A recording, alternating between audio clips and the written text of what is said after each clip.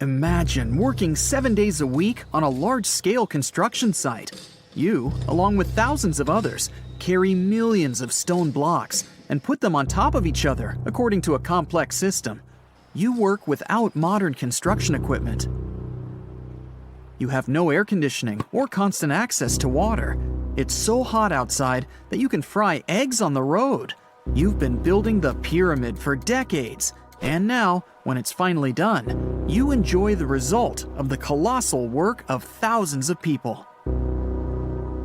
You're looking at a giant cultural monument of global value that will freeze in time and amaze people for tens of thousands of years. A few thousand years have passed.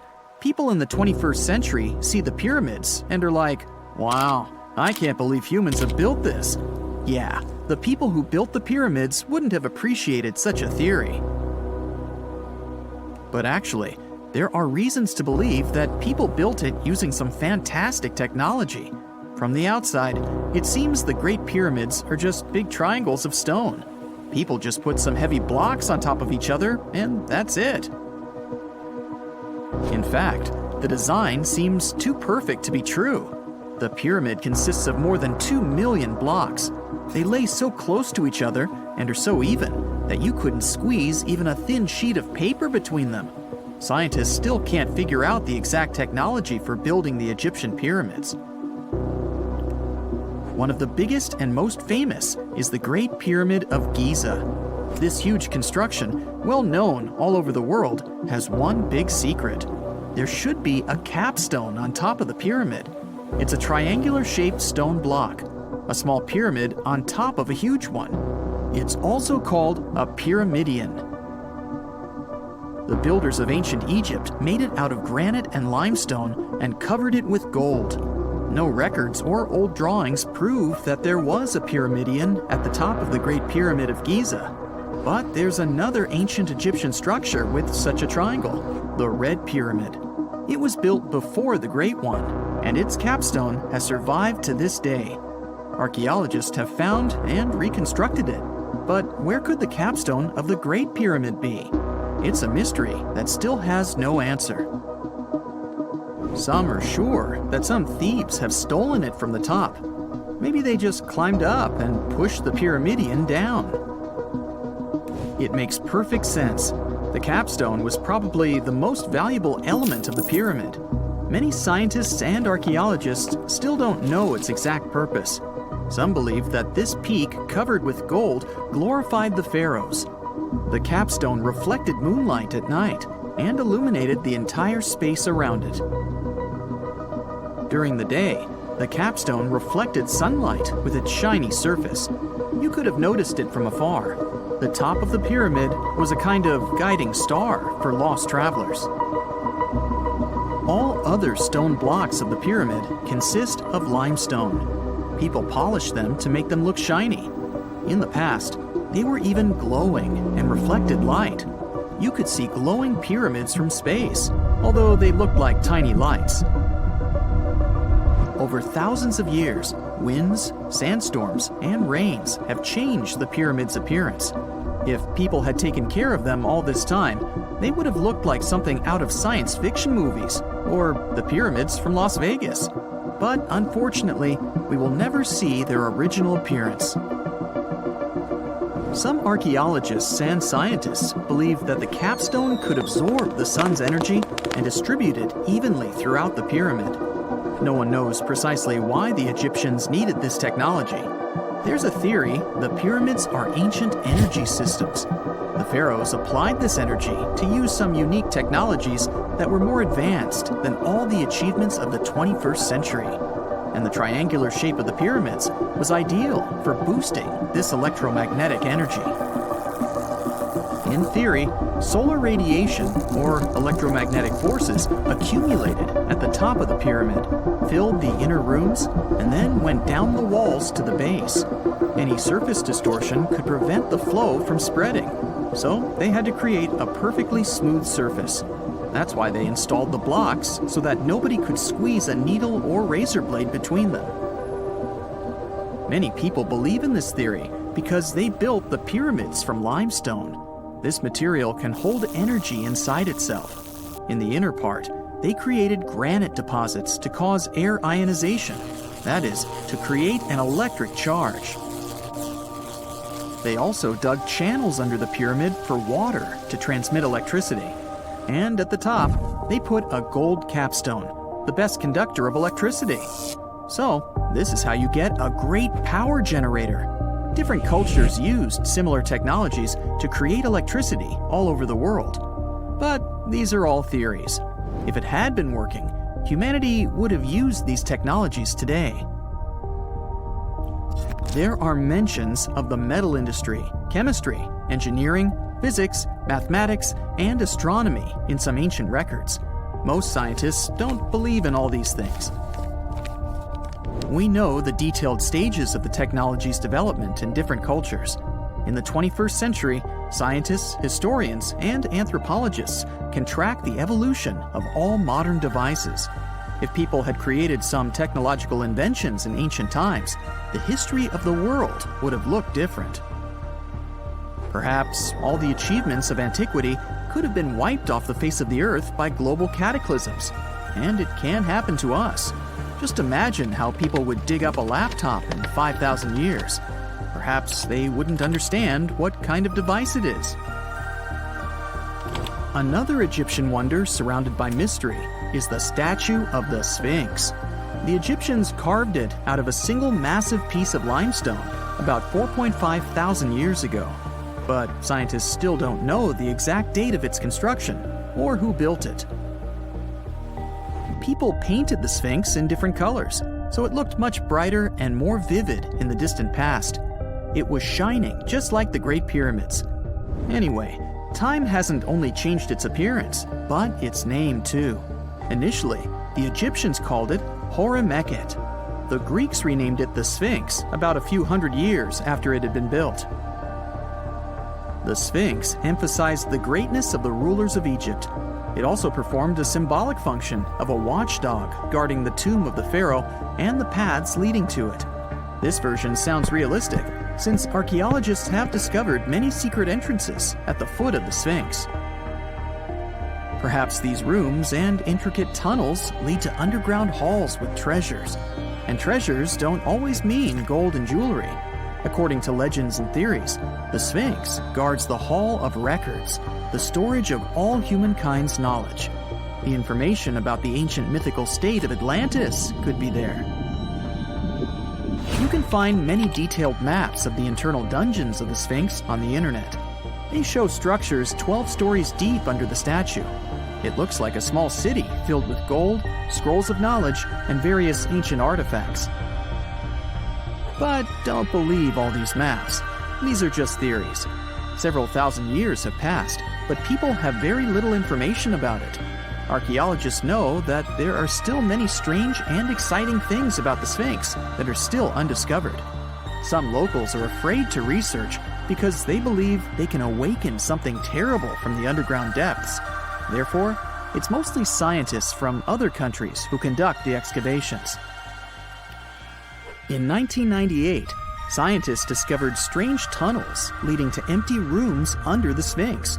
They realized that some people tried to get there through tunnels in the past, and maybe those people took all the treasures that were there. One of the legends says that some powerful artifact lays beneath the Sphinx.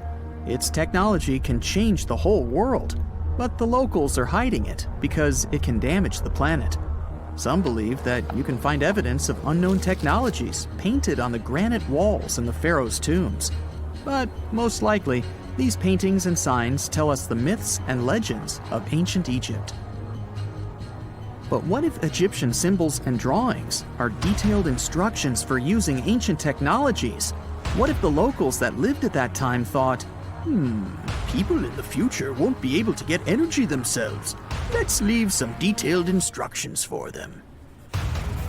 Anyway, there are many riddles and theories. In reality, the search for answers is a dangerous undertaking, since it's not easy to get into the underground halls. Excavations can ruin the structure of the entire Sphinx.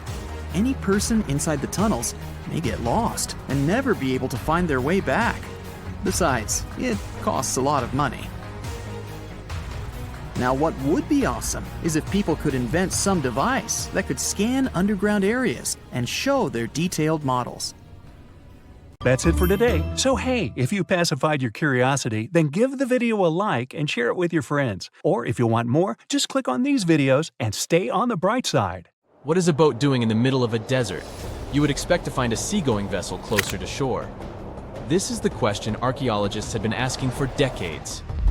In 1988, there was a storm near one of the most important archaeological sites in ancient Egypt. A wooden structure emerged from the sand. It was hollowed out by termites. Scientists were determined to solve its mystery. In 2000, they began excavating the site near Abydos, Ubidos. An American team of experts soon discovered a boat that was 70 feet long, and it wasn't alone. In total, there were 14 boats neatly resting next to each other. It was impossible to completely dig out the boats because of their poor condition. Luckily, the wood was preserved enough to get a sample. Analyses revealed that the boats were around 5,000 years old, the oldest fleet in human history to this date. The time of their construction predates the pyramids at Giza by half a millennium. Each ship of the fleet rested in a vault that matched its dimensions. The room was roughly a third of the size of a tennis court. It had mud brick walls that featured more than 120 drawings of boats. Ancient Egyptians incised them on whitewashed walls that were excellently preserved. Scientists have known about these mysterious chambers for well over a century. 1901, 1902. A British archaeologist, Arthur Weigel, stumbled upon a strange structure west of the River Nile. His team caught a glimpse of the interior walls.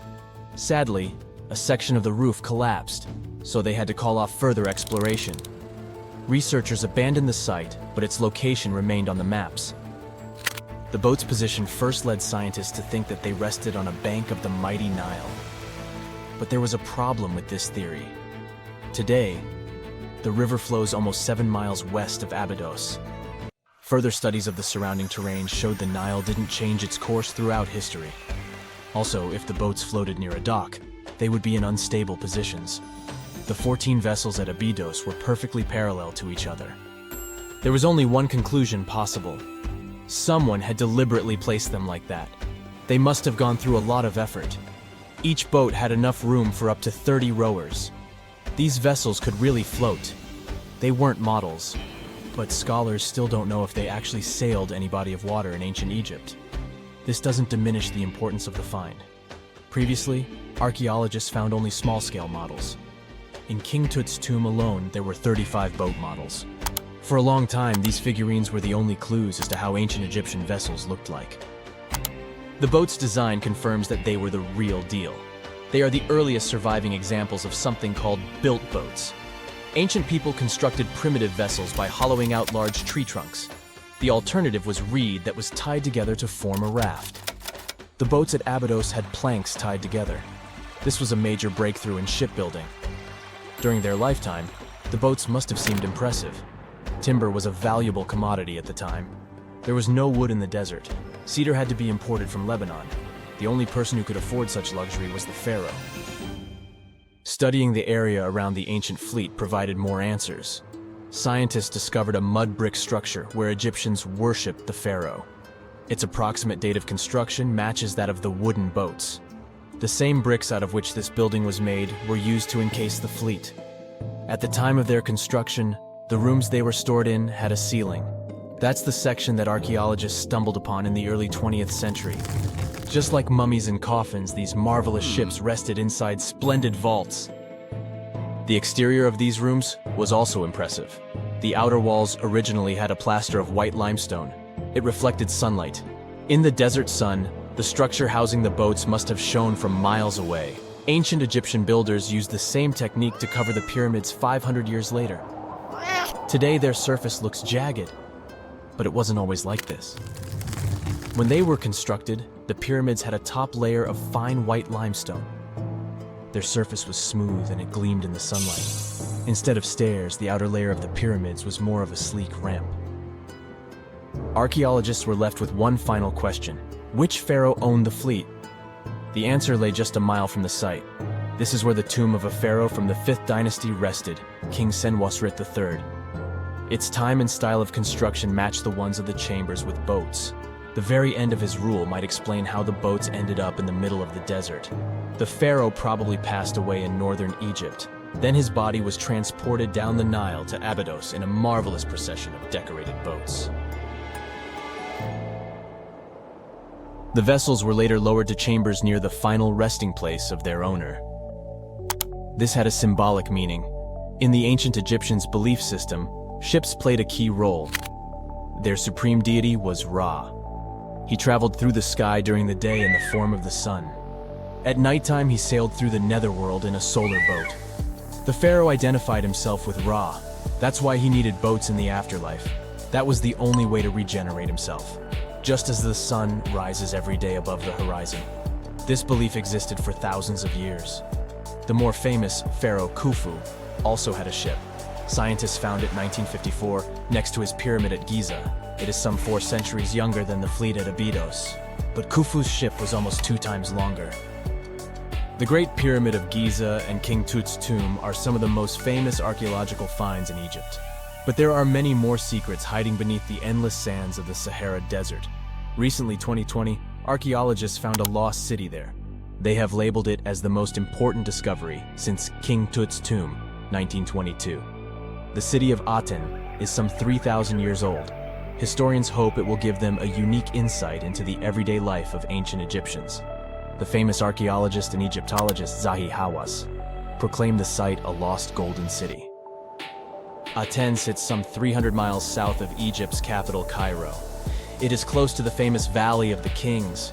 Archaeologists first found sections of mud brick walls that spread out in all directions. They discovered complete rooms with tools of everyday life inside.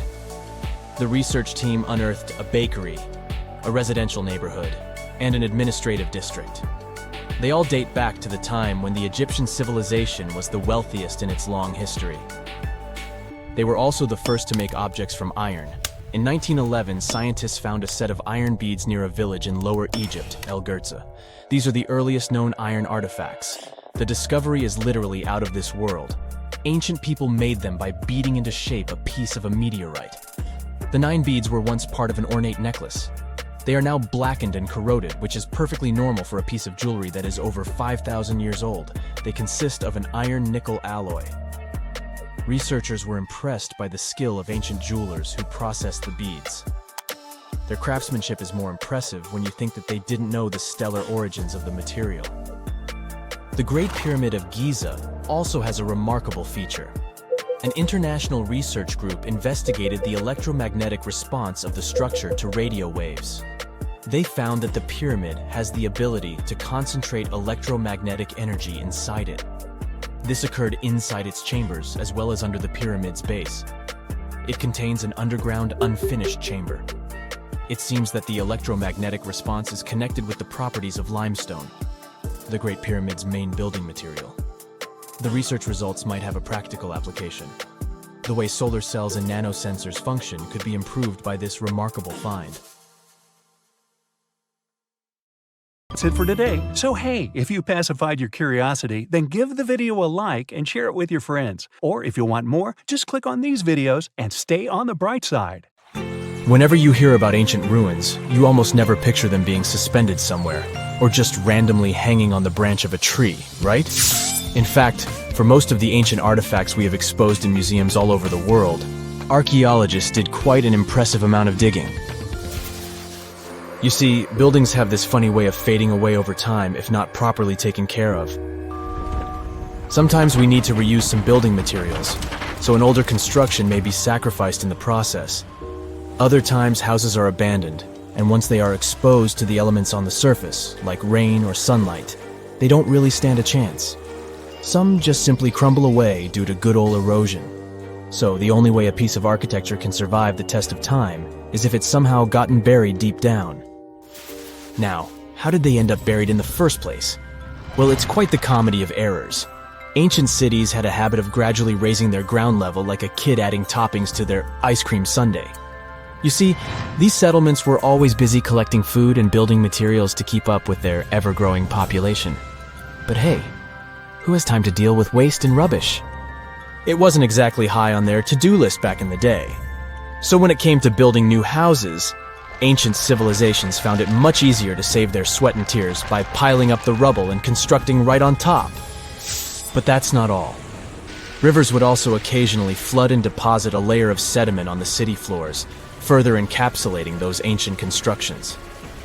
And in those dry regions like the desert, where the wind likes to show off its sand and dust dance moves, you can bet it was a constant struggle to keep the establishments clean.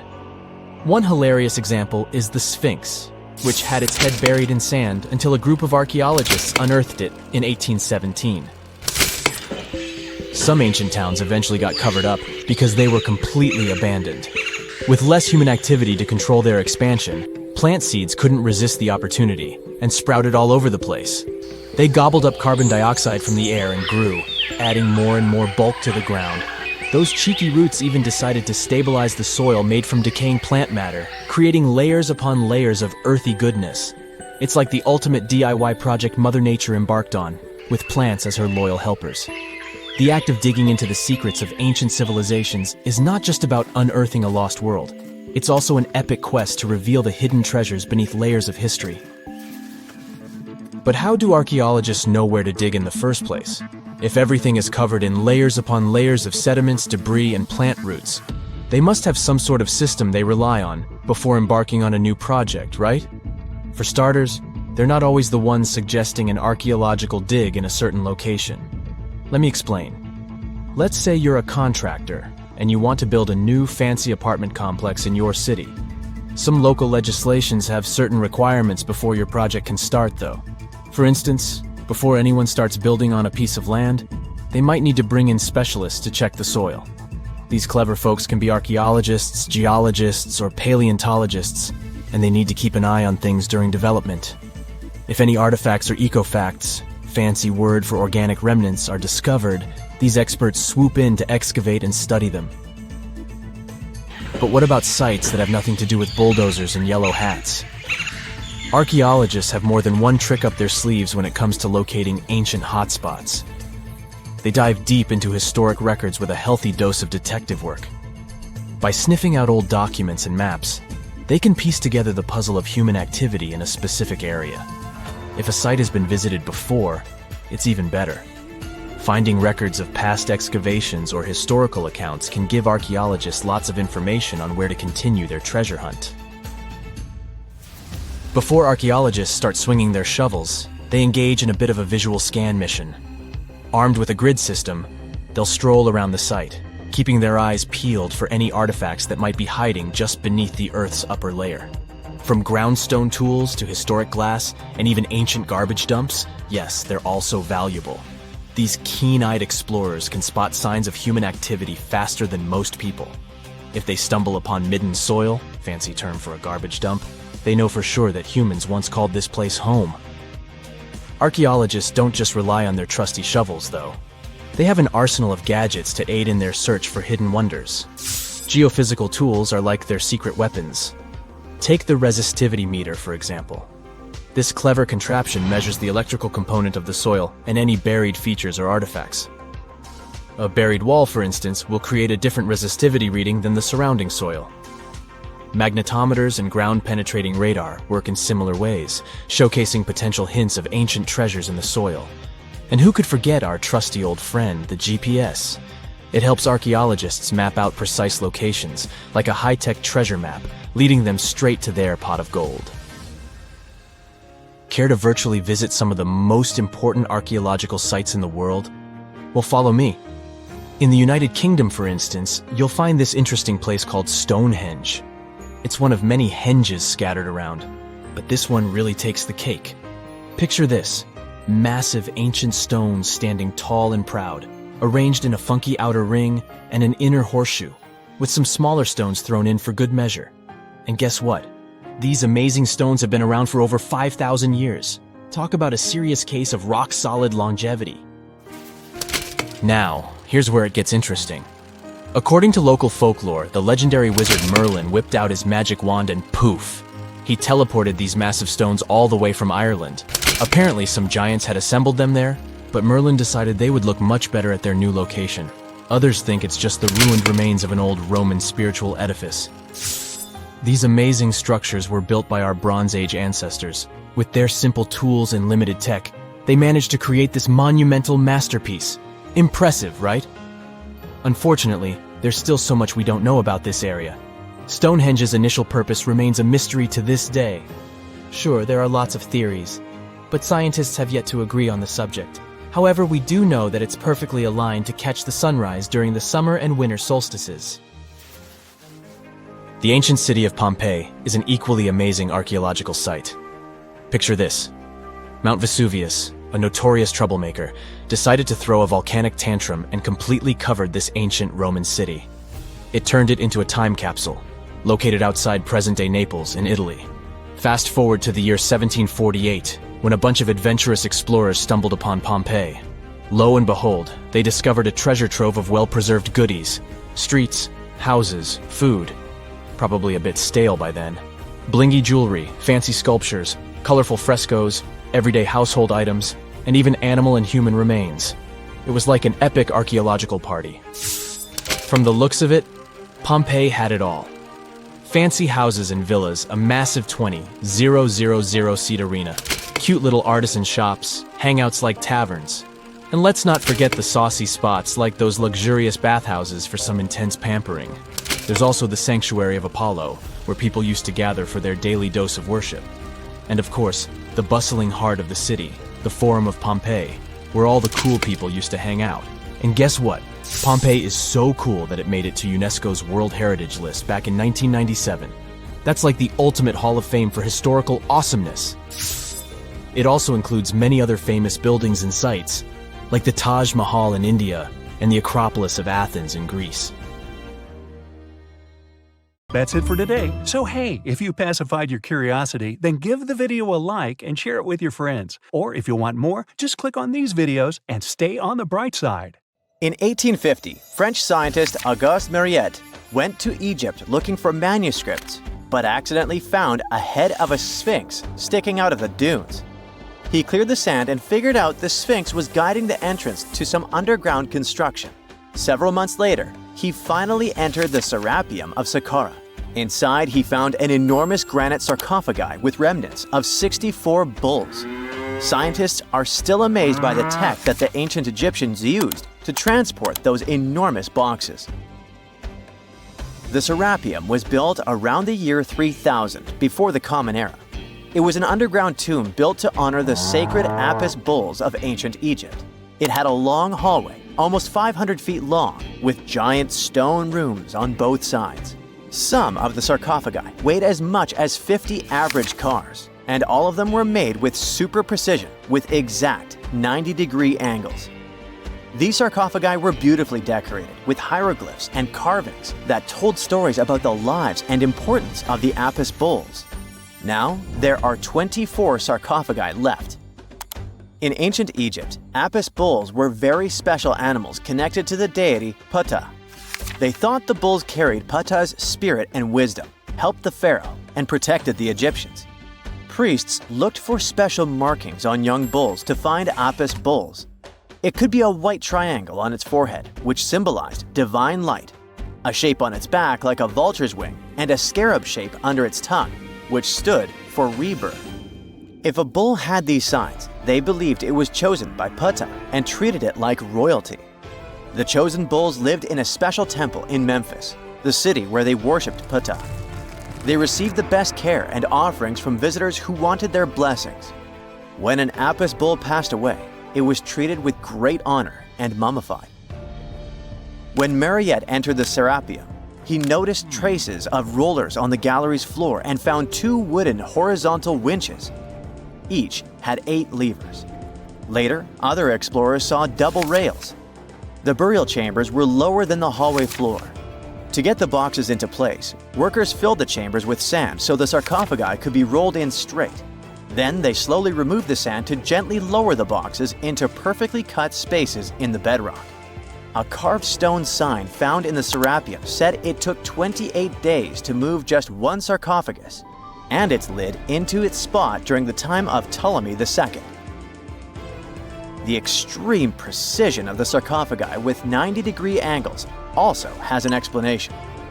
Ancient Egyptians wrote texts, or rather, papyrus, on geometry a long time ago.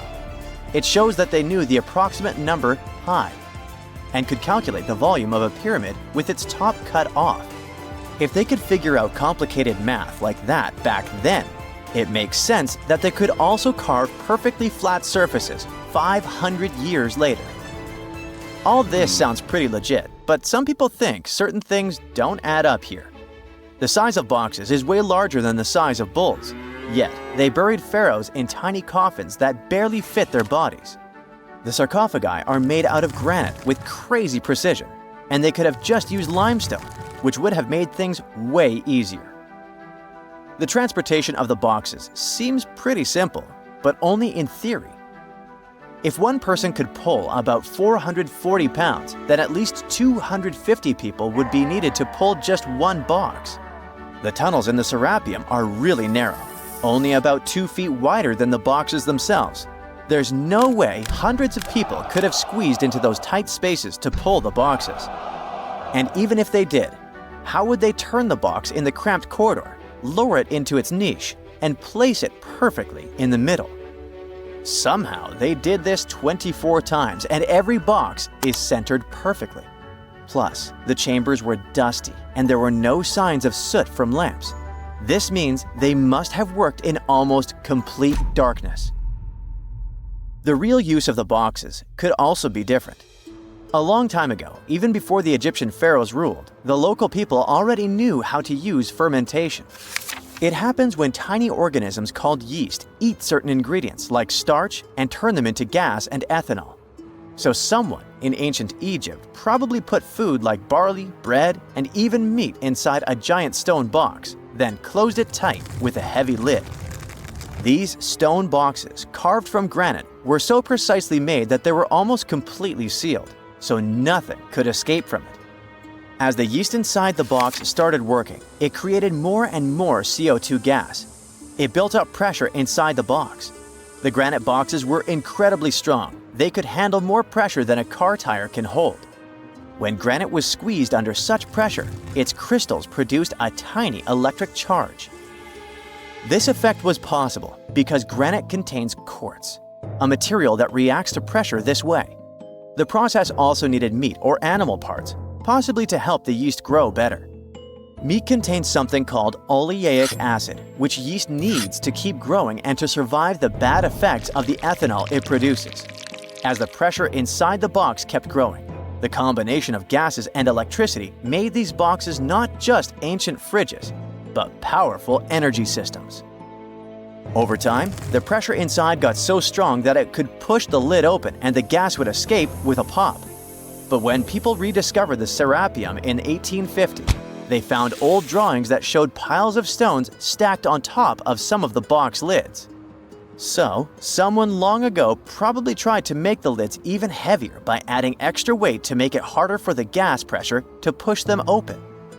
This extra weight also meant the quartz crystals in the granite could keep creating more electricity under all that pressure. If someone opened one of these stone boxes thousands of years later, they would only find bones from bulls that were placed in the box. And that's exactly what Mariette discovered in the 1850s. They opened the Serapeum for visitors soon after the first excavations in the second half of the 19th century. Prince of Wales even had a luncheon with his guests in one of the sarcophagi. Sands and earthquakes made the site inaccessible for a while, but now you can visit it again and try to solve the mystery yourself. With new tech, we could have answers to many other historical mysteries soon. A team of scientists at Chicago's Field Museum of Natural History recently used a special CT scanner to learn more about ancient Egyptian mummies without unwrapping them. They gently rolled 26 mummies on custom carts out to the parking lot, where the scanner was waiting. It took thousands of detailed X-ray pictures of each mummy and their coffins. When all the pictures were put together, they created 3D images that showed what was inside, the skeletons, and some artifacts. The scientists hope these images will help them understand ancient Egyptian burial practices from over 3,000 years ago. Even though the scanning process only took 4 days, it might take 3 years to study all the data. but scientists were able to learn some personal details about the mummies. One of the most popular mummified individuals at the museum, Lady Chineta, was a woman who lived in ancient Egypt about 3,000 years ago. It looks like she passed away in her late 30s or early 40s. To make sure her body looked complete for the afterlife, embalmers put stuffing in her neck to keep it from collapsing. They also placed artificial eyes in her sockets, so she would have eyes in the next world. She was wrapped in fancy linen and placed in a beautifully decorated coffin.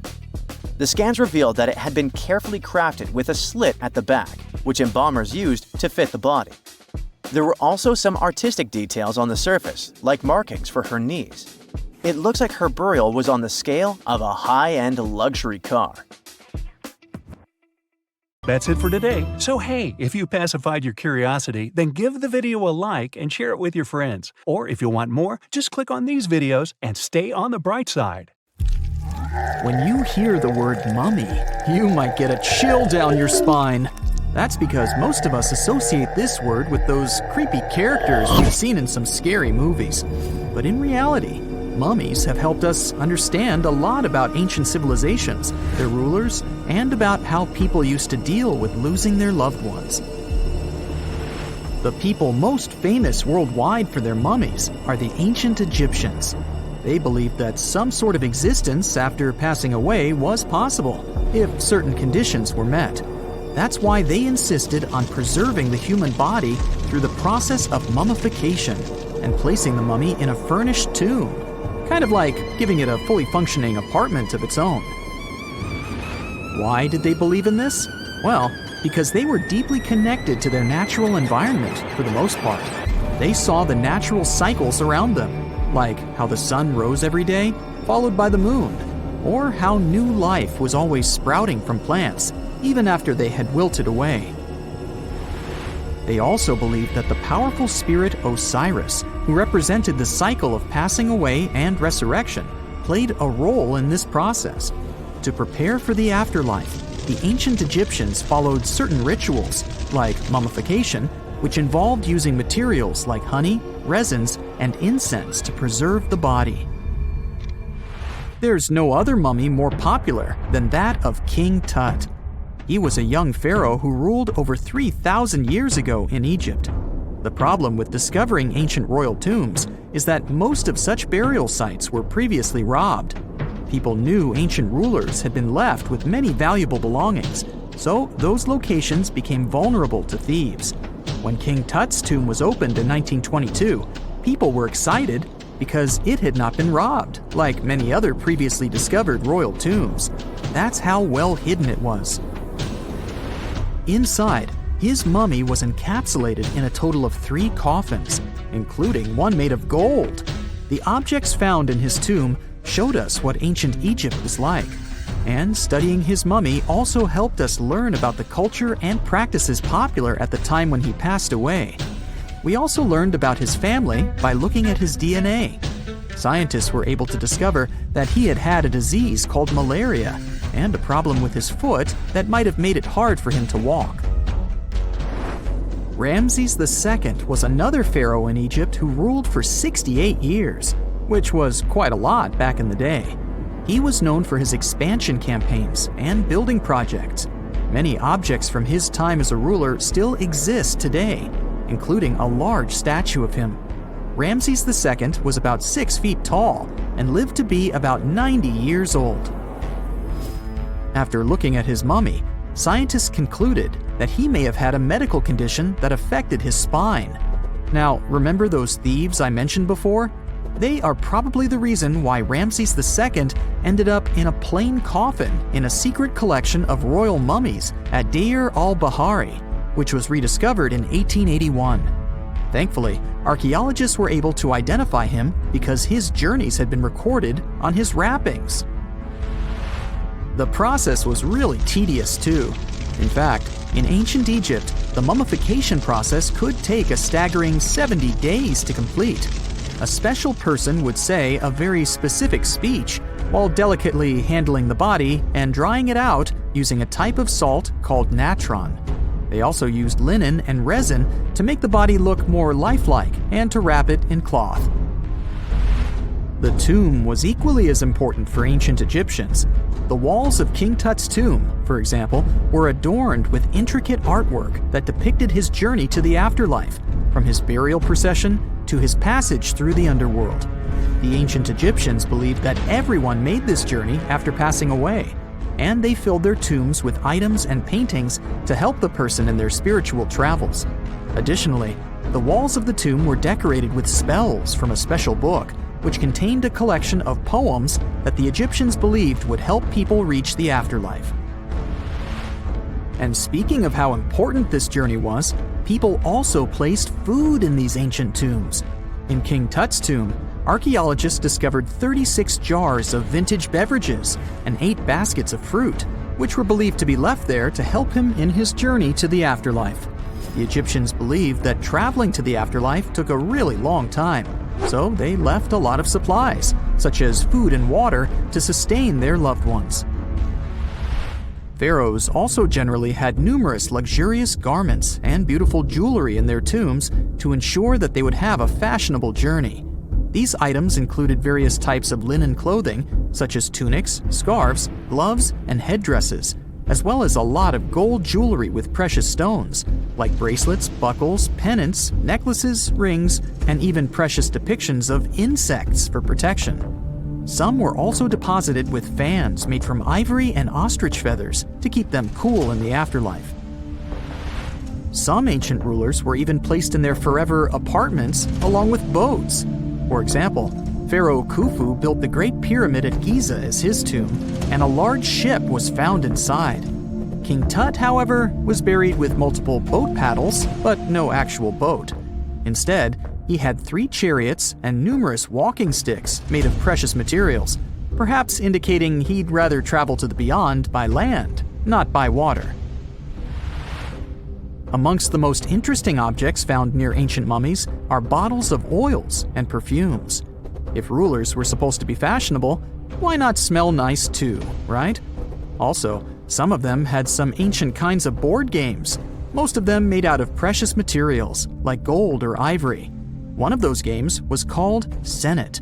It was very popular amongst the ancient Egyptians and very similar to modern-day chess. The ancient Egyptians may have the most famous mummies out there, but they weren't the first to invent the procedure. In fact, it all started in South America with an ancient civilization named the Chinchorro. As far as we know today, these people were the first to mummify their loved ones that had passed away. They did it somewhere around 2,000 years before the Egyptians started their own rituals. Sure, we can tell a lot about ancient rulers by studying these mummies, but until recently, we had no idea what they really looked like during their lifetime. Not so long ago, though, some very special mummy paintings were found by archaeologists studying ancient Egyptian objects. These mummy portraits are highly detailed paintings of individuals that were made while they were still alive. Such paintings were often painted on wood, as opposed to the classical portraits we all know about, which are painted on canvas. They are known for their realism and beauty, and have even been used by researchers to diagnose diseases by comparing them to the corresponding mummies. Some of these portraits also include depictions of jewelry, which was later found on the mummies. The recent discovery of these mummy portraits in Central Egypt is significant, as it marks the first time in over a century that such paintings have been found. Mummies appeared all around the world naturally, too.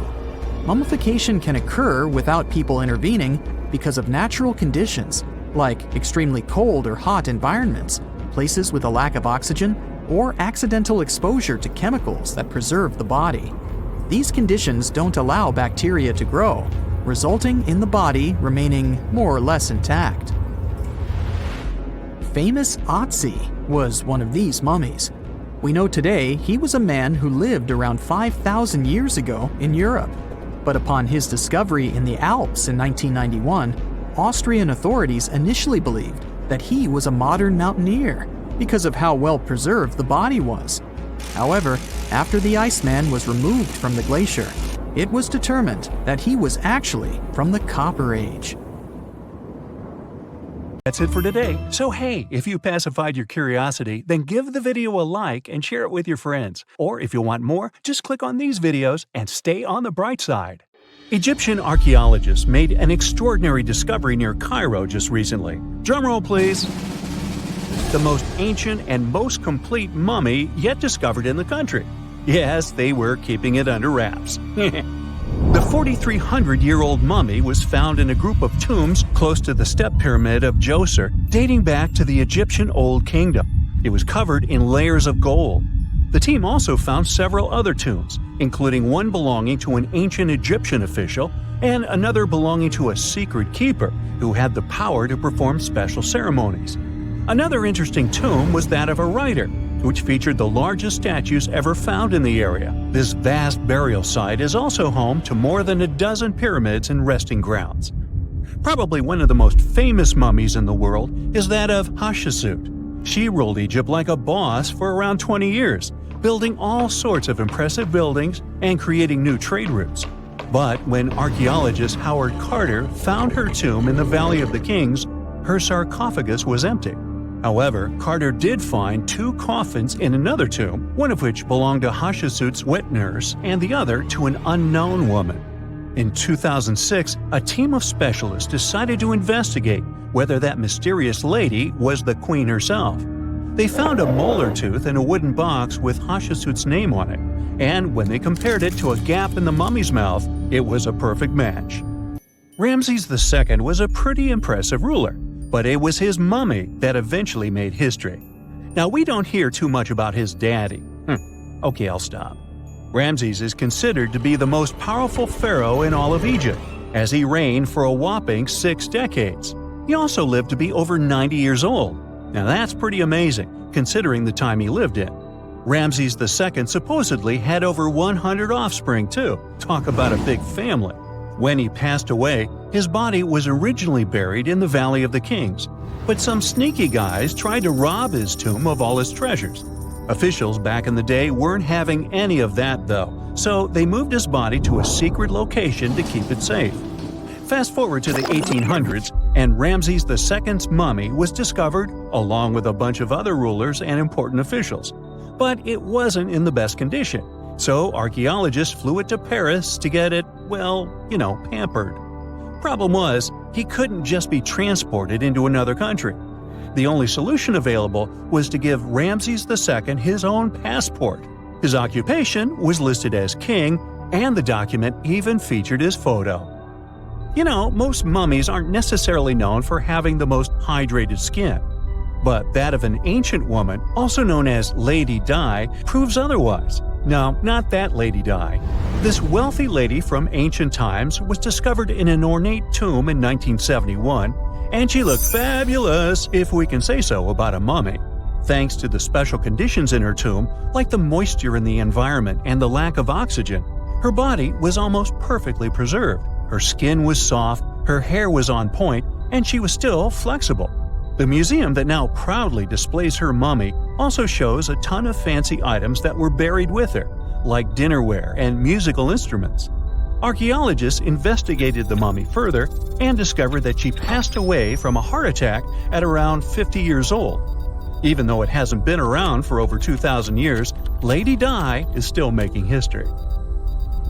The mummy of Otzi the Iceman was discovered in the Alps in 1991. Austrian authorities initially thought he was a modern mountaineer because he was so well preserved. Turns out, he was actually from the Copper Age. He was found in a mountain pass over 10,000 feet above sea level. Through studying his mummy, we've learned so much about life in Copper Age Europe. For example, we know that he was a native of Central Europe and enjoyed eating meat. He also suffered from arthritis, narrowing arteries, and intestinal problems. But he likely used acupuncture and medicinal herbs to treat these conditions. And apparently, he was pretty handy with tools. He sharpened them just days before his untimely demise. Who knows if he was expecting trouble or just getting ready for some routine work. Now, King Tut and his story is most likely the one that made all mummies famous. This pharaoh passed away at the young age of 19, more than 3,000 years ago.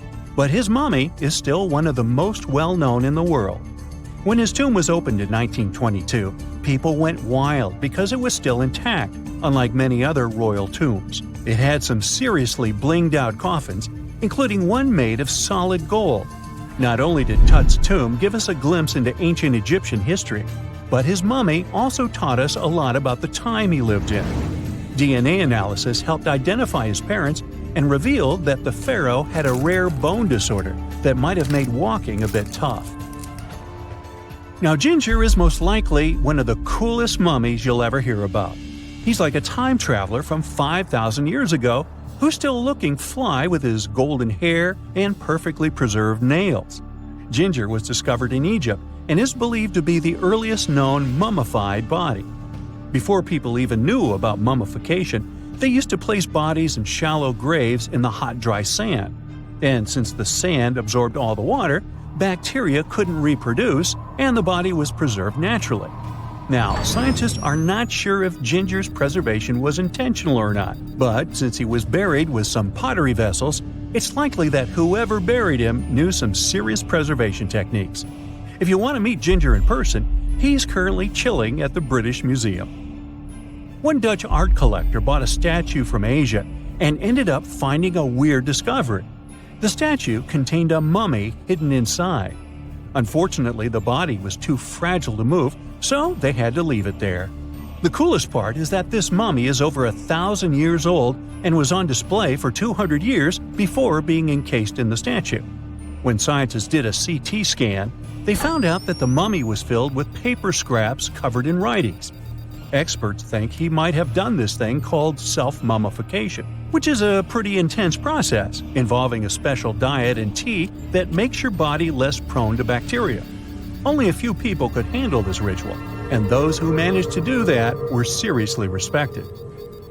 No other Egyptian queen has baffled scientists and historians like the stunning Nefertiti. Based on her statues, she was known for her slender neck, wide eyes, and high cheekbones. Her name translates to "the beautiful woman has come." Talk about living up to your name, huh? Even though she wasn't a pharaoh herself, Nefertiti still managed to leave a lasting impression. Written records suggest that, as a wife and queen, she held an incredibly influential role.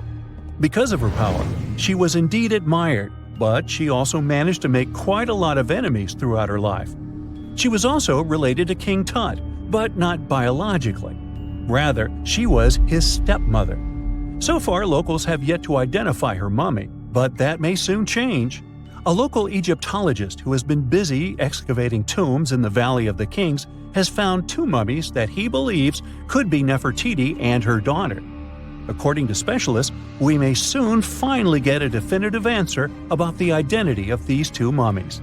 And if one of them does turn out to be Nefertiti, we could be in for a real treat. DNA analysis and CT scans of the mummy could give us the most complete and accurate image of the queen that we've ever seen. It's crazy to think that we've only scratched the surface of what lies beneath modern-day Egypt. Nefertiti ruled during a time of great power and prosperity in Egypt, but unfortunately passed away in a period of social turmoil, leading to her gravesite being lost. Now, where's my mummy? That's it for today. So hey, if you pacified your curiosity, then give the video a like and share it with your friends. Or if you want more, just click on these videos and stay on the bright side. Secant, cosine, tangent, sine, 3.14159. Yeah, that was the cheer we heard coming from the trigonometry club back in the day. For the rest of us in math class, terms such as sine, tangent, and pi were just bewildering. Who invented these and why? Was their only purpose to make it harder for students? Well, not quite. Trigonometry was invented by the ancient Egyptians. They needed this knowledge to construct pyramids, and they did a pretty good job too. The Great Pyramid in Giza still stands today, some 4,500 years after it was built. No recalls either. So let's get out of that classroom and on a journey through time to reveal the secrets behind the ancient Egyptians' precision. Here you are, standing on the Great Pyramid's construction site, some 9 miles from Cairo. Well, the city still isn't there, as you're surrounded only by the desert and teams of construction workers. They're transporting large stone blocks weighing 2.5 tons each. They're inside a wooden sled that sits on large rollers. A crew of 8 men rolls these blocks along the ground. You immediately think of the rollers on a supermarket cash register. The principle is exactly the same, but the scale is greater, much greater. Scientists estimate that the Egyptians used 2.3 million such blocks in the Great Pyramid alone. And the block in front of you is one of the lighter ones. The heaviest of them weighed up to 15 tons. But where did all these blocks come from? Most of them originated from quarries around Giza. It's not that impressive, you think, but wait until you hear how ancient engineers transported the granite used in construction over 500 miles to the pyramid. There were no railways or highways back then, but the mighty Nile was always there. Researchers even believe that the Egyptians dug a canal to connect the Nile directly to the pyramid's construction site. All they had to do then was to wait for the flood season to begin, and voila! The rising water levels floated the heavy stone blocks for them. But how did they lift the enormous stones on dry land to stack them up to the top? Did they use oversized cranes? Well, ancient Egyptians worked around this problem, literally speaking. One of the workers is now pointing to the giant ramp going around the pyramid they're building. This is how a mountain road zigzags its way to the top. If the ramp went directly to the top of the pyramid, then workers couldn't pull the stone blocks along it. It would be too steep. Scientists have calculated that 8% could be the maximum incline. So ancient Egyptians just extended the ramp around the pyramid. Again, these are all theories, as the ramp could have been inside the pyramid, as some researchers suggest. The exact building method is still a mystery, guarded by the Sphinx. That's its real name, right? Wrong. As the Great Sphinx is just the statue's alias. You know, the name writers take when they want to hide their true identity, or a singer's stage name. The Sphinx's real name, translated from Egyptian, means Horus in the horizon. That was the name for the Egyptian deity of the sky. The trail of mystery doesn't end there. As a man walks past you with a bucket of paint, he's going to add a touch of color to the Great Sphinx. Researchers found specks of this red color next to its ear. That was some strong paint, as it survived for thousands of years. You are now standing straight in front of the Sphinx. You look up. It's very tall, right? 66 feet to be precise. Now resist the urge to take a selfie. You can do it. Now you notice something else. It looks like the Sphinx is in the center of a giant triangle in the back. That's one side of the Great Pyramid. And no, your eyes are not playing tricks on you. The Sphinx really does sit in the center of the pyramid's lateral face. Here's where math comes in handy. A pyramid has 4 sides, called lateral faces. There's also a 5th face, the base, but that's not visible. It's, wait for it, face down.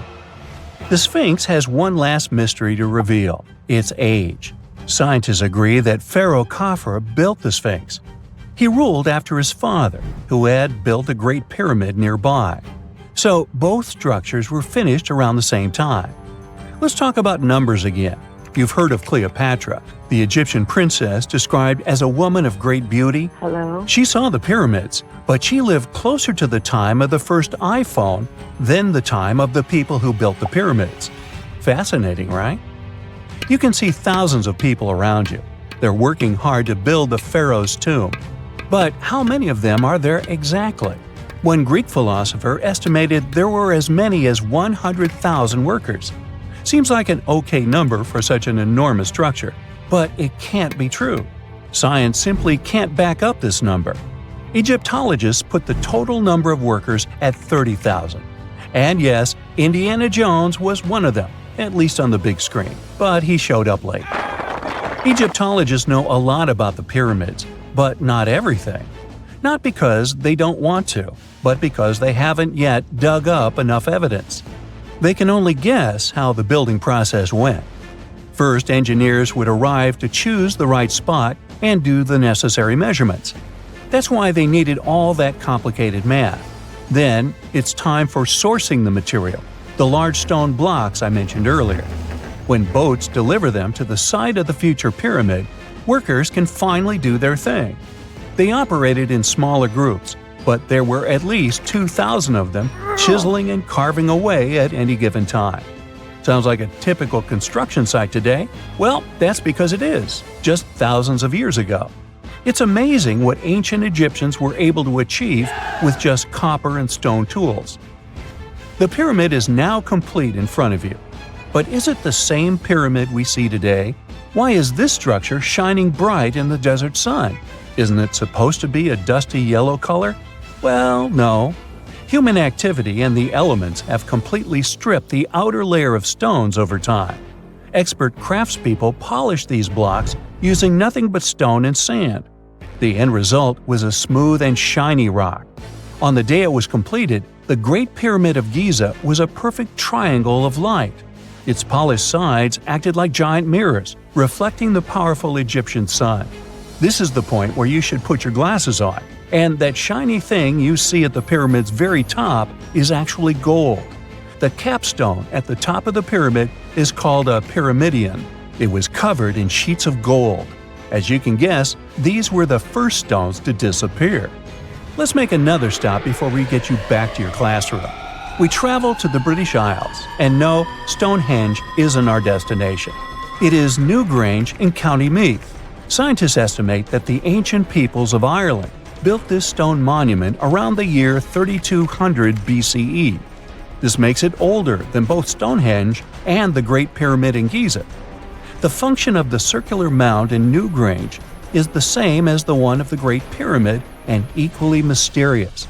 The estimated amount of loose stone present in the valley is over 220,000 tons. And it's not just randomly thrown on a pile. The order in which the stones are set makes the structure water-resistant. That would explain how Newgrange had survived for so long. Kinda makes you want to splash out the cash for that waterproof phone case, huh? Well, you're back in your school desk, but today's math lecture is the last thing on your mind. You're thinking about how great the Egyptian pyramids are, and if we have something similar today. It turns out modern engineers are just as impressed with the Great Pyramid as you are. There's a glass pyramid sitting in the main courtyard of the famous Louvre Museum in Paris. The panorama of San Francisco wouldn't be complete without the 48-story Trans-America Pyramid. But Las Vegas went the furthest. There we find the Luxor Hotel. It's so big that it's the third largest pyramid on the planet. And guess what's in front of it? Yup, a replica of the Sphinx. It's 110 feet tall, 2 stories higher than the one in Giza. Yeah, everything's bigger in Vegas. That's it for today. So hey, if you pacified your curiosity, then give the video a like and share it with your friends. Or if you want more, just click on these videos and stay on the bright side. A gruesome discovery took place in Egypt some years ago. You want to hear about it? 16 human hands, carefully buried in 4 eerie pits. They didn't look too much like human hands at first, since they were abnormally large, but they were. Weirdly, there were only right hands. No left hands were in sight. It turned out that it points to the practice of an ancient dark ritual. Old Egyptian art and tales talked of a ceremony where warriors would present the right hand of their adversaries as proof of victory and ask for gold in return. Egyptians believed in the afterlife, so cutting off someone's hand meant you cut off their power eternally. Guaranteeing this type of defeat was interesting to the winning party. Here, the fight was between Egyptians versus Hyksos, who lived in what was once known as Canaan. Egypt has always been the center of some history-changing findings, and some time ago, this papyrus was found. If we stretched it open, it would be just a tad bigger than the height of a skyscraper. The world's tiniest skyscraper, which is located in Wichita Falls, Texas. When humans didn't write on their notes app, they wrote on this thing, made from the medulla of a papyrus plant. Around 2,000 years ago, ancient Egyptians wrote something reminiscent of a book where they describe most of their funerary traditions and their visions of the afterlife. It's considered one of the most important texts from ancient Egypt and is still sold in bookstores to this day. This ancient manuscript was unearthed from a chamber located just south of the Pyramid of Djoser, located in Saqqara. Oh yes, Djoser is the oldest pyramid in Egypt and not the Giza pyramids like most people think. So recently, the site of Saqqara buzzed with excited archaeologists who probably found one of Egypt's oldest complete mummies. They believe that this beautiful and well-preserved mummy was that of a wealthy man. He was discovered in a deep shaft, covered in layers of gold leaves. There are many symbols that show he was an important and wealthy man, like the band he wore on his head, the bracelet on his chest, and the fact that he was embalmed with a tunic, which was reserved for Egypt's finest. The most exciting part of the entire discovery was finding the resting place sealed with mortar, just as the ancient Egyptians had left it 4,300 years ago. Now this may sound weird, but back in 2008, archaeologists discovered a missing pyramid. Now it went missing because it deteriorated over the span of 4,000 years. Today, you can only see its base. It was a pretty important site back in ancient times. It is said that around the area of the pyramid, the ancients hosted a special type of ceremony where high priests would carry mummified remains of sacred bulls. Now here's a fun fact. Ancient Egyptians believed that Apis bulls were earthly incarnations of the city deity of Memphis and was connected to rites of fertility. It wasn't just any Apis bull, though. They needed to be all black, with a single white mark between its horns and a bunch of very specific characteristics. They were selected by the local priests and honored until they passed away. After that, they were mummified and buried in underground galleries. Meanwhile, this missing pyramid sort of disappeared around the 1800s. It was a German archaeologist who first found it in the village of Saqqara. He called it the Headless Pyramid when he first found it. But then, years after the official discovery, the desert sand came along and covered the whole thing. There were some excavations between the 19th and 20th centuries, but they weren't too systematic. That's why scientists were so thrilled when they dug an entire pyramid's base after removing the 25-foot mound of sand that was covering it. Oh, and it turns out American archaeologists are excavating a cemetery in Egypt that could contain over 1 million mummified bodies. So far, archaeologists have dug around 1,700 mummies. One of the main differences from other classic Egyptian mummies is that these people weren't kings and pharaohs. They were commoners that most likely lived about 1,500 years ago, when Egypt was controlled by the Roman and Byzantine empires. The name of the cemetery is cool, though, the Way of the Water Buffalo, just in case you want to check it out on your next trip. Other than bulls and buffaloes, ancient Egyptians also liked baboons. Are you seeing a pattern here? In the beginning of the 20th century, archaeologists discovered a site filled with mummified baboons in a place called, guess what? The Valley of Monkeys. An animal wouldn't have been mummified if it wasn't considered important. Certain animals were more important than others, since they were linked to specific deities. Jackals were connected to Anubis, the ancient god of the afterlife, and cats were likened to the female deity Bastet. Baboons were a pretty big deal, since they were believed to be connected to Thoth, the deity of wisdom and advisor to Ra, one of Egypt's supreme deities. The archaeologists who studied these animals weren't too happy. They think these baboons were kept inside and were deprived of sunlight for most of their lives. They had extreme vitamin D deficiencies and they were poorly fed. Maybe Thoth got angry with these baboon keepers. Just a guess. Since there's never a boring day for archaeologists in Egypt, they also found human mummies with golden tongues. Since Egyptians were all about the afterlife, they believed that golden tongues might help a person speak once they pass to the other side. I mean, it's a long shot, but hey, why not? Some of these mummies were placed in wooden coffins with goods, such as necklaces, pottery, golden artifacts in the shape of lotus flowers and scarab beetles, and iPhones. Just kidding. A new temple was also unearthed recently in Egypt. Scientists believe it was dedicated to honor Zeus Cassios. That deity would be a cross between Zeus, the almighty Greek deity of the sky, and Mount Cassios. While digging around the Sinai Peninsula in Egypt, archaeologists spotted 2 pink granite columns poking out of the ground, and bingo. They believe these columns represented the temple's front gate and collapsed during an earthquake many years ago. And speaking of deities, there weren't only super serious deities. Recently, scientists unearthed a golden ring in a city south of Cairo.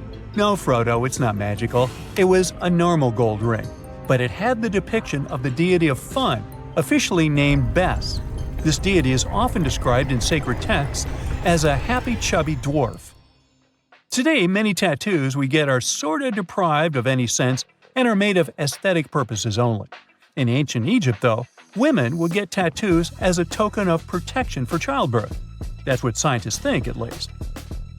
Around the Nile region, scientists found some mummies that had well-preserved tattoos, which is a rarity since the skin deteriorates so easily.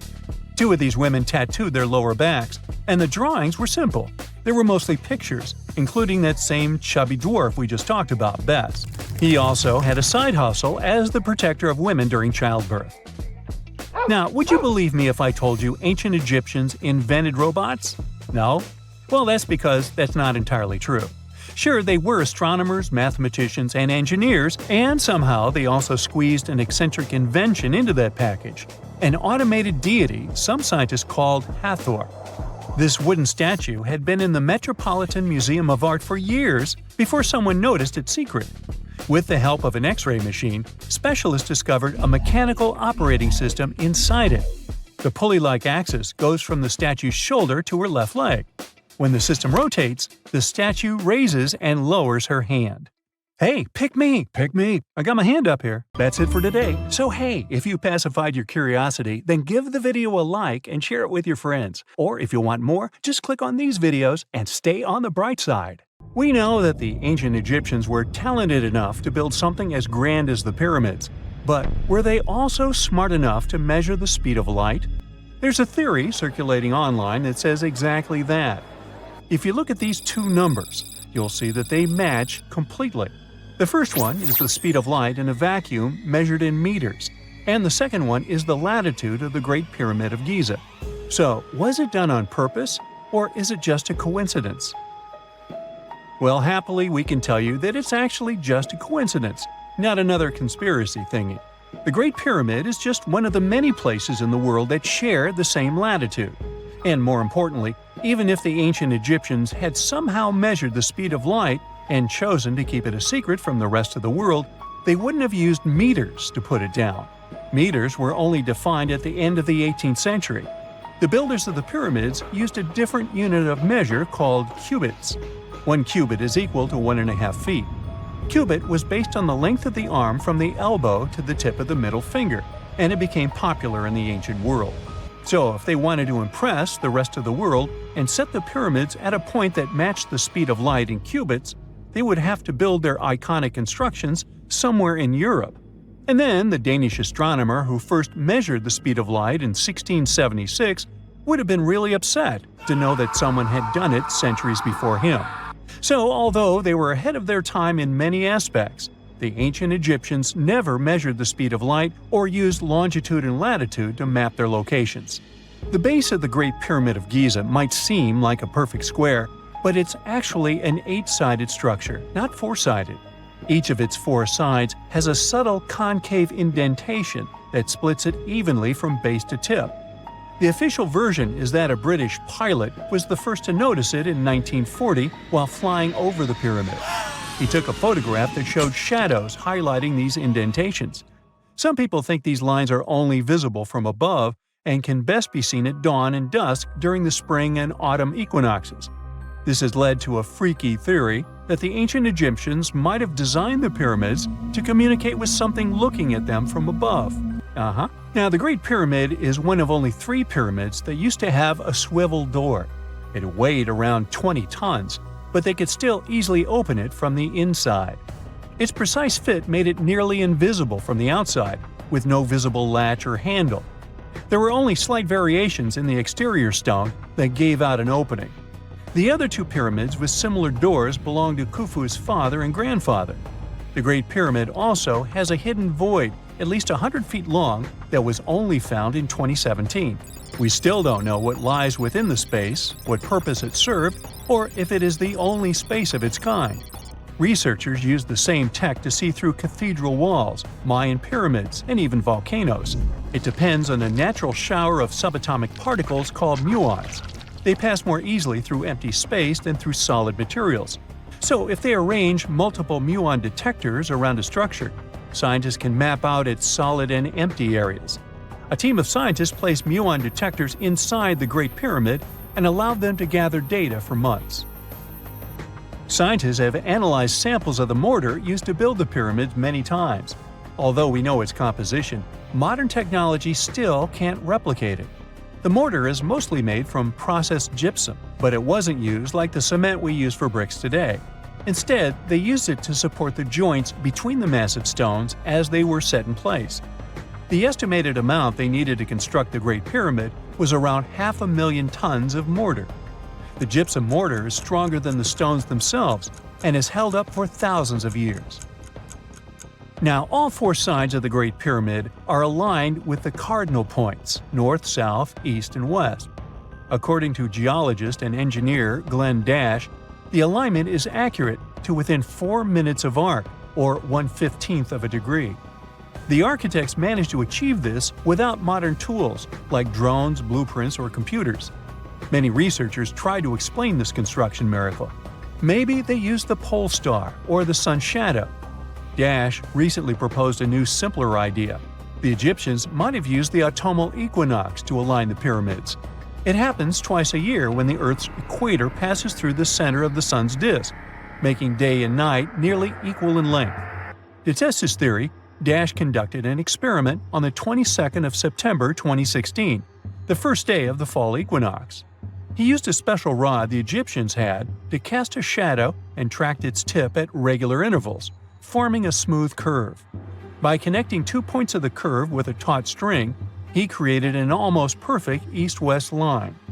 Dash noted that on the equinox, the shadow's tip runs in a straight line, nearly perfectly east-west, and with a slight counterclockwise error.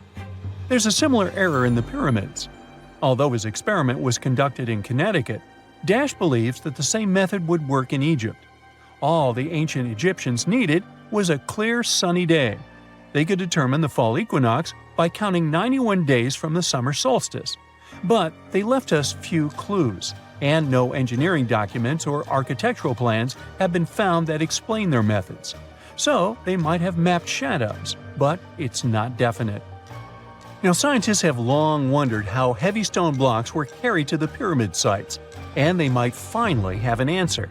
A research team from the University of North Carolina, Wilmington, has discovered that 31 pyramids are likely to have been built along a long-lost ancient branch of the River Nile. It's now hidden under desert and farmland. For many years, archaeologists have thought that ancient Egyptians must have used a nearby waterway to transport materials, equipment, people, and whatever else they needed to build the pyramids on the river. But up until now, they weren't certain of the location, shape, size, or proximity of this waterway to the site of the pyramids. The group of researchers used radar satellite imagery, historical maps, geophysical surveys, and sediment coring to map the river branch. They believe it was buried by a major drought and sandstorms thousands of years ago. The team managed to go below the sand surface and get images of some hidden features thanks to radar technology. They found hidden rivers and ancient structures running at the foothills of where most of the ancient Egyptian pyramids lie. The discovery of this extinct river branch helps explain the high pyramid density between Giza and Lisht, in what is now an inhospitable area of the Sahara Desert. Now, Egypt isn't the only country with the most pyramids in the world. The champion's title here goes to its southern neighbor, Sudan. It has between 200 and 255 pyramids, compared to Egypt's measly 138. They were built by members of the Kingdom of Kush, an ancient civilization that ruled the lands along the Nile River many years ago. They started erecting pyramids around 500 years after the Egyptians had stopped doing it. Their pyramids are much smaller than the Egyptian ones, but were built for the same purposes. Archaeologists are still working to find out how the pyramids in the Sudan were built, how long it took to complete them, and what happened to their society. That's it for today. So hey, if you pacified your curiosity, then give the video a like and share it with your friends. Or if you want more, just click on these videos and stay on the bright side. If there's a question that still baffles archaeologists to this day, it's this one. How did the ancient Egyptians build those magnificent pyramids? As far as we know today, their resources were quite limited, especially in terms of tools and building materials. We still don't have a fully satisfying answer, but hey, we've got some pretty amazing theories worth considering. The leading contender among these theories involves the clever Egyptians employing a sneaky strategy. Now picture this. They constructed a slanted and curving mound made of bricks, earth, and sand encircling the pyramid to be. As the pyramid grew taller and taller, they simply increased the height and length of this wacky structure. It's like they were playing an ancient game of Jenga. Now, how did they get those massive stone blocks up there? Well, according to the legendary ancient Greek historian Herodotus, they used sleds, rollers, and levers. It sounds like they turned construction into a supersized game of tug-of-war. And guess what? Herodotus also claimed that the Great Pyramid, the one from Giza, the granddaddy of them all, took a whopping 20 years to build. There's more. Herodotus also dropped a mind-boggling number on us. 100,000 men were supposedly involved in this pyramid extravaganza. Did they hire the entire Egyptian population? Well, it might not be as far-fetched as it sounds. These men were probably mostly farmers, so they probably focused on the pyramids when there wasn't much work to be done in the fields. Like during the flood season of the Nile River.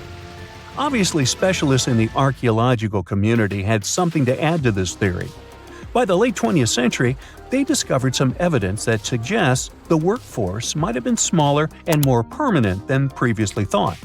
Instead of a massive army of 100,000 pyramid builders, they proposed that a modest crew of around 20,000 workers, accompanied by support personnel like bakers, physicians, and even spiritual leaders, could have gotten the job done.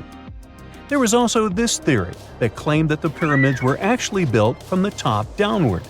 It suggested that these colossal structures were nothing more than isolated hills used as quarries. The stones were supposedly drawn from these hills, and over time, competing engineers took charge and transformed them into the iconic pyramids we know today. Now, before you dismiss this theory as a wild fantasy, some folks thought it wasn't completely crazy. After all, there are instances where isolated hills exist, so maybe this theory had a tiny glimmer of truth. Whether it involved ramp building or ingenious work schedules, one thing is clear.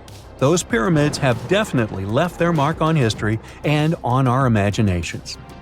Now, speaking of ancient Egyptian mysteries, there's this gigantic unfinished obelisk sitting in ancient Egypt, and scientists are trying to figure out how it was shaped. Now, some people suggest that our industrious ancestors used handheld pounders to get the job done. One expert has a different take on the matter, though.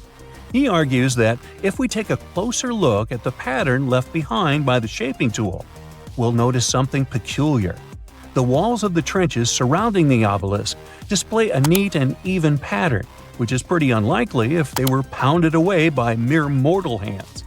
According to this expert, those horizontal striations are usually the result of a tool that takes breaks while removing material, leaving its mark on the surface. But wait, there's more. Imagine the tool being rocked back and forth against the trench walls, clearing away the waste to keep the trench from narrowing. Well, in that case, the tool might have left some funky horizontal striations where it was pressed against the sidewall. This sounds like some fancy technology at play, don't you think? And guess what? The dynastic Egyptians probably didn't have access to that kind of know-how. Another famous Egyptologist from way back also uncovered a bunch of core drills during his adventures. Although the actual drill bits are missing, his collection houses these particular core remnants made of limestone, alabaster, and even granite. These constructions aren't the only amazing thing the ancient Egyptians left behind, though. As it turns out, the Egyptians were the genius minds behind the creation of the handheld mirror.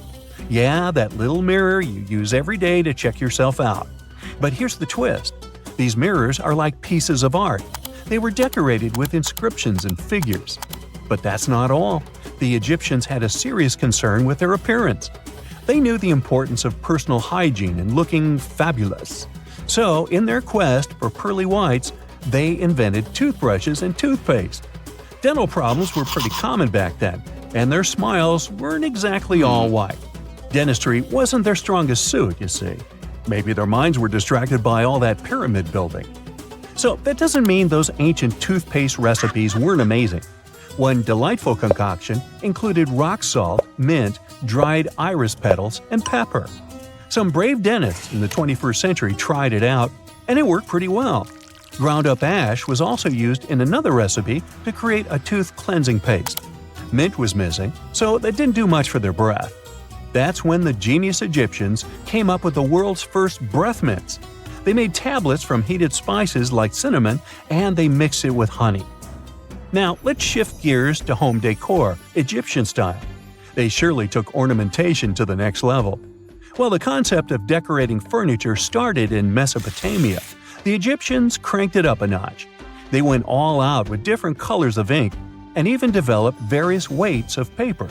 Oh, and let's not forget about those cute little area rugs we all have in our homes today. Guess who came up with the idea? Yep, the Egyptians. They used the versatile papyrus plant to make those cozy rugs. And speaking of trends, the Egyptians loved their knickknacks. They had an assortment of small figurines in the shapes of cats, dogs, and people. These statues were made from various materials, like simple sun-dried mud to the ultimate bling of gold. It all depended on how loaded you were. The Egyptians were also all about farming, and they knew that clean water was crucial for their crops and animals. That's why they came up with some nifty inventions and techniques to make sure their land was fertile and their plants were happy. First off, they had the genius idea of using ox-drawn plows. They had two types of plows, heavy and light. The heavy plow would strut its stuff, cutting deep furrows in the soil, while the lighter plow followed behind, fluffing up the earth. But they didn't stop there. After plowing, the Egyptians would break up clumps of soil and sow the rows with seeds. To give those seeds a good old squish into the furrows, they'd march their livestock across the field, effectively closing up the furrows. But hey, all that hard work would be pointless if their seeds were as dry as the Sahara. That's where irrigation comes into play. The Egyptians were so good at it that other cultures, like the Greeks and Romans, couldn't help but copy their techniques. Now let's switch gears and talk about the marvelous architecture of ancient Egypt. These folks weren't just skilled farmers, they were also architectural maestros. They built these fancy canals to carry water to farms and villages, and boy, did they know how to make those canals look pretty. Just imagine strolling along a canal lined with ornate structures. The pharaoh Ramesses the Great was quite the overachiever when it came to construction. One of his mind-blowing creations was the construction located at Abu Simbel. This building was designed so that twice a year, the sun would shine directly into it and illuminate the statues of Ramesses. And let's not forget about the corbelled arch. Without this architectural gem, we'd be missing out on some mind-boggling structures like the Great Pyramid. The Egyptians knew how to make things stand tall and proud, thanks to their engineering and construction wizardry. They built grand halls and inner sanctums that make your jaw drop, and some of these temples doubled as astronomical observatories. There are mysterious plasma bubbles floating around the pyramids of Giza. As bizarre as that might sound, let's get one thing clear right off the bat. There's nothing extraterrestrial going on here.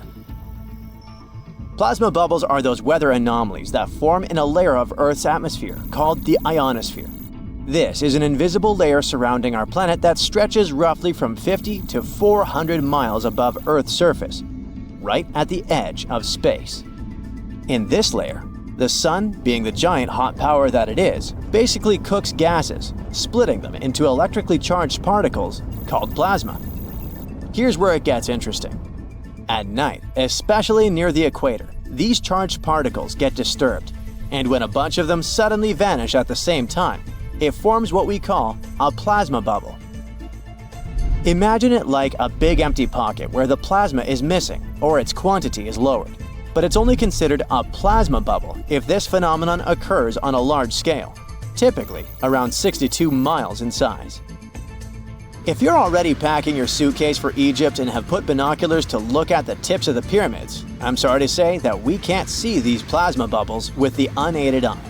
It's all happening way above our heads, completely invisible to us. Scientists need to use special equipment, like the Latitude Long Range Ionosphere Radar, or LARID, to detect these bubbles. This advanced technology helps researchers track and observe the movement and formation of plasma bubbles in real time. This formation, by the way, can be triggered by solar storms. That brings us to November 2023, when an impressive solar storm occurred. On a scale from 1 to 5, this one was classified as a G3, which is considered a strong event. Solar storms occur when sunspots are basically cooler, darker areas on the sun's surface, release bursts of energy into space. These flares triggered several geomagnetic storms on Earth. While this might sound like doomsday stuff, it didn't disrupt our daily lives too much. In fact, it was great news for skywatchers, since the solar storm created stunning auroras, with the northern lights visible as far south as Greece and Turkey. But this particular storm in 2023 also had another interesting consequence. It caused the largest plasma bubble ever recorded by the Chinese radar. This phenomenon was so massive that it covered regions as far apart as the Egyptian pyramids and the Midway Islands in the Pacific Ocean. Now that's a huge distance, and it is a big deal for science. And that's because plasma bubbles are a growing threat to modern technology. Experts say they can disrupt satellite communications and GPS systems. So if you're using Google Maps or Waze and suddenly it can't figure out where you are, a plasma bubble might be to blame. Great. We now know what's going on with those bubbles, detected above the pyramids of Giza. But things get even weirder inside this ancient construction. Apparently, the Great Pyramid of Giza has the ability to concentrate electromagnetic energy within its interior. A couple of years ago, a group of researchers decided to see what would happen if they took this ancient architecture and hit it with radio waves. I mean, waves that are similar to the kind your phone uses, but on a much larger scale, up to 1,900 feet long. But since they couldn't just start blasting radio waves at the actual pyramid, they did the next best thing: computer modeling. Using these simulations, the researchers discovered something incredible. The Great Pyramid can actually concentrate electromagnetic energy within its internal chambers, as well as underneath its base, where an unfinished chamber is located. By concentrate, I mean something like trap it. For example, when you shout into a cave, you hear your voice echo back, right? The sound waves don't just disappear, they bounce around and get focused. Similarly, when radio waves hit the pyramid, they don't just pass through or around it. Instead, they get absorbed, bounce around, and focus inside and underneath the pyramid. Our list of mysterious phenomena surrounding the Egyptian pyramids doesn't end there. Inside the pyramid, there's a long, narrow passage that leads to what's known as the King's Chamber. This room sits at the center of the pyramid, and it's believed to have been the final resting place of Pharaoh Khufu, the ancient Egyptian leader who commissioned the entire thing over 4,000 years ago. When visitors step into the King's Chamber, two things normally strike them: the room's incredible acoustics and its heavy, imposing structure, which is entirely lined with red granite. Recently, scientists have started to connect these two facts. Some researchers now believe that the King's Chamber might be able to catch or pick up sound energy generated from other parts of the pyramid. In other words, this room might have been designed to amplify sound in a way that no other chamber in the pyramid can. To test this theory, researchers conducted an experiment where they sang in the Queen's Chamber, which is located directly below the King's Chamber. Here's where it gets wild. The music couldn't be heard in the lower underground rooms of the pyramid, but it sounded loud and clear in the King's Chamber. One possible explanation for this is the type of stone used in the King's Chamber: pink granite. Granite is known for its piezoelectric properties, meaning it can absorb energy from its surroundings, like sound vibrations, and convert it into electrical energy. This suggests that the chamber's unique acoustics might be due to more than just the shape of the room. It could be that the granite itself plays a role in amplifying and concentrating sound waves. According to scientists, These discoveries open up a whole new field of research into the pyramid's potential. Could the ancient pyramids have somehow harnessed the energy created by sound waves or even Earth's natural vibrations? It might sound far-fetched, but considering the granite's piezoelectric properties are well documented in modern science, it's not entirely impossible. Who knows? Maybe we've only just scratched the surface of what the pyramids were truly capable of. Speaking of just scratching the surface, there's even more to think about, like how the pyramids ended up in such a perfect location. It seems the builders lined up the Great Pyramid with the cardinal points, meaning its sides are almost perfectly aligned with the four main directions: north, south, east, and west. There are many theories about how they did it, but one study suggests that Egyptians might have used the fall equinox to achieve this perfect alignment. During the equinox, the sun rises and sets directly in the east and west. It probably made it easier for builders to use the sun's position as a guide. By watching the sun during this time, they could make sure the pyramids were positioned just right. If we think about all these strange things about the pyramids, I mean their perfect alignment, the ability to concentrate radio waves, and the materials used in the chambers that might generate electrical energy, could the real purpose of the pyramids actually be much more complex than just being tombs? Well, Nikola Tesla thought so. It is said that the famous inventor and engineer was kind of obsessed with the Egyptian pyramids, and he wondered if they might actually be giant energy transmitters.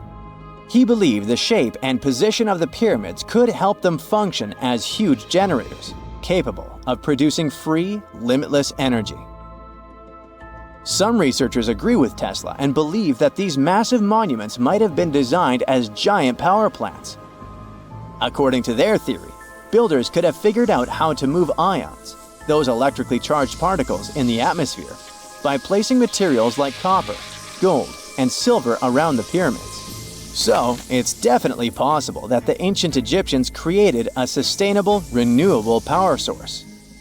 Although this is a very interesting thought, we haven't been able to confirm this theory, and the true purpose of the pyramids remain one of humanity's biggest mysteries. That's it for today. So hey, if you pacified your curiosity, then give the video a like and share it with your friends. Or if you want more, just click on these videos and stay on the bright side. So looky here, scientists discovered ancient artifacts near King Tut's tomb. Turns out, his VIP final resting place looks more like a public graveyard, with about a dozen wooden coffins that's been there for around 3,600 years. Okay, I might have exaggerated a tad. The 11 tombs weren't exactly right next to King Tut, but they were close, near the same city of Luxor.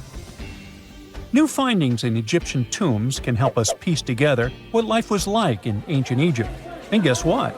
Ancient Egyptians seem to have been remarkably like us, modern humans. Say, the women have always loved jewelry, and archaeologists retrieved a beautifully made necklace with 30 amethyst beads and 2 agate beads, plus a hippo head amulet. Bet it was all the rage back then. Researchers also discovered 2 copper mirrors. One had a handle shaped like a lotus, and the other was decorated with Hathor, the ancient Egyptian deity of the sky, women, fertility, and love. These recent excavations near Tutankhamun's burial site led to another jaw-dropping revelation.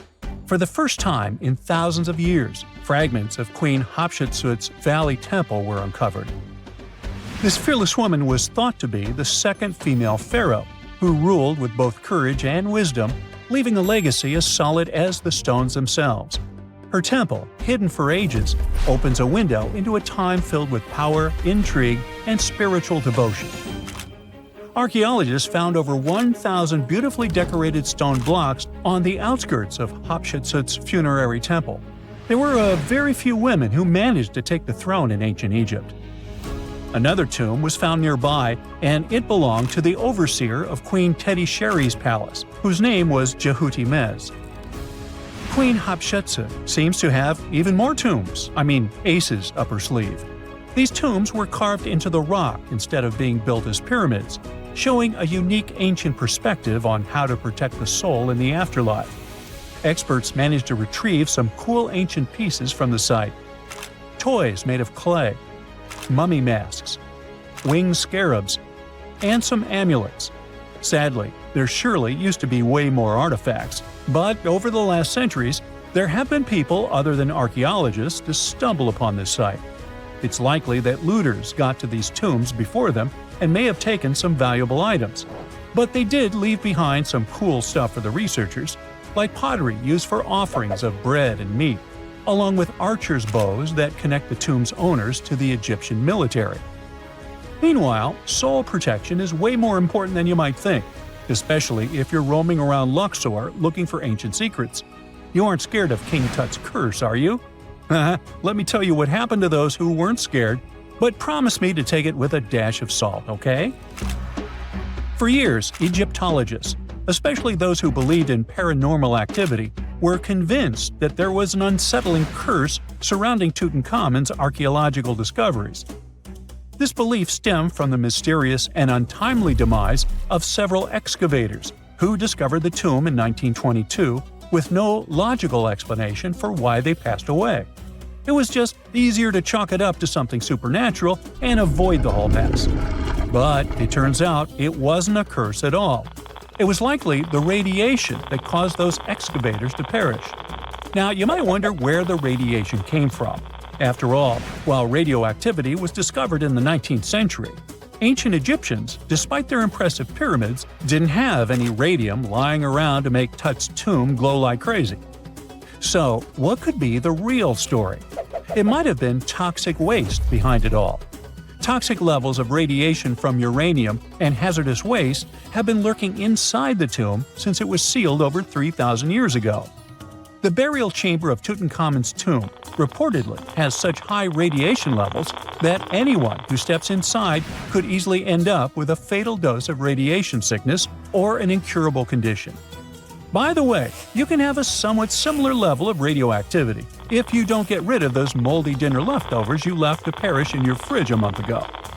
But this radioactivity isn't exclusive to Tutankhamun's tomb. Ancient Egyptian artifacts discovery is rewarding yet dangerous due to unusually high radiation levels in Old Kingdom tombs all over Egypt. Geiger counters have detected radiation at 2 sites near the Giza pyramids, and radon, a radioactive gas, has been found in several underground tombs in Saqqara. Interestingly, experts believe that the builders of these ancient tombs were aware of the toxins, as some eerie warnings were carved into the walls of many tombs. One inscription ominously declared, "They that break this tomb shall meet their end by a malady that no doctor can diagnose." Other ominous phrases like "forbidden," "due to evil spirits," only added to the fear that supernatural curses haunted these ancient sites. Ominous signs have stunned archaeologists since forever, but the fear grew even stronger a century ago with the mysterious passing of Lord Carnarvon, who funded King Tut's excavation in 1922 and reportedly explored the treasure-filled rooms, along with several others who entered the tomb. Arthur Weigall, another British Egyptologist who was present at the tomb's opening and is credited with starting the curse myth, passed away young when he was just in his 50s in 1934. Chances are the condition that made him pass was connected to radiation. In total, 6 out of the 26 people who were there when the tomb was opened met their end within a decade from various causes. Not only X-ray exposure, those reasons include asphyxia, stroke, heart failure, pneumonia, and even poisoning. Well, isn't this getting a little grim? There was one guy who opened the tomb and somehow managed to avoid the infamous curse, Howard Carter, or so it seemed. Some folks pointed to his survival as proof that the curse wasn't real. After digging up the tomb, Carter published several books on the topic and shifted gears from archaeology to dealing in antiquities for various museums. Despite dodging demise or injury, rumors swirled about how the curse may have impacted him in other ways. One of the big stories linked him to Lord Carnarvon's daughter, Evelyn. Some said he was madly in love with her, but she married someone else, so he chose to stay single. Others claim they had an affair while she was in Egypt, which ended when her father passed away and she left the country for good. However, there wasn't much evidence to support these stories. Evelyn was just 6 when they met, and they remained friends until his last breath. She was even one of the few attendees at his funeral, but denied any romantic involvement, saying they weren't that close. A year after the revolutionary discovery near King Tut's tomb, Evelyn married politician Sir Brograve Beauchamp and had a daughter. That same year, Beauchamp toured the tomb with his parents, guided by Carter himself. Carter never married and, aside from those posthumous rumors about Evelyn, had no other romantic connections. While the curse adds an intriguing twist to his life story, his tendency to keep relationships at arm's length was evident long before the tomb was opened. It seemed Carter just wasn't a people person. In 1939, after battling a serious illness, he ultimately succumbed to fate. He was 64, which was a pretty common life expectancy in the UK back then, so no one really thought it was off and linked it to an ancient curse. When he passed, it turned out he had several artifacts from Tutankhamun's tomb in his London apartment, which were eventually sent back to Egypt, marking what some viewed as the curse's end. Who knows? Maybe if he hadn't had all those ancient souvenirs at his place, he would have lived way longer. But all the other demises might seem off. The curse theory was likely fueled by some strange events during the excavation. Carnarvon got a mosquito bite that became severely infected, and around the time they opened the tomb, Cairo experienced a bizarre power outage and a freak sandstorm. Back in England, the Earl's dog, Susie, managed to escape from Carnarvon's house and began barking frantically at seemingly nothing. At least that's what the staff and family saw. Strangely enough, at the very moment her owner's heart stopped, Susie started howling and fell down without showing any signs of life. Maybe radiation didn't play a crucial role after all, and those were indeed ancient artifacts from King Tut's tomb that made them all perish. Spooky, huh? The ancient city of Taposiris Magna is hidden on the northern coast of Egypt. These days it has very little of its former glory, but what lies beneath it may hold the secret to uncovering a famous mystery, that of Cleopatra, the most memorable Egyptian queen in history. The recently discovered tunnel is also known as a geometric miracle for its time. Excavations have uncovered a 43-foot-long structure below the ground, which is partially submerged in water. Its shape and construction technique are similar to that of the Eupalinos Tunnel, another amazing ancient discovery. This one is located in Greece and was built by excavating simultaneously from 2 points, aiming to have them meet in the middle. The use of math and geometry to make this construction was astonishingly precise for those days, more so since it was built near a mountain.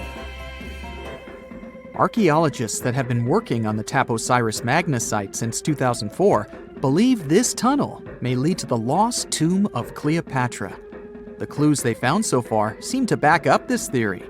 For starters, the city and its temple were built by one of Cleopatra's ancestors, Ptolemy II. All the architecture seems to indicate it was dedicated to the ancient spirit Osiris and his queen Isis. Throughout her reign, Cleopatra did try to associate herself with Isis, so it may be no surprise she chose this location as her final resting place. Scientists have yet to pinpoint Cleopatra's tomb, but research continues with the help of modern technology. To study this location better, archaeologists have even used a special device called ground-penetrating radar.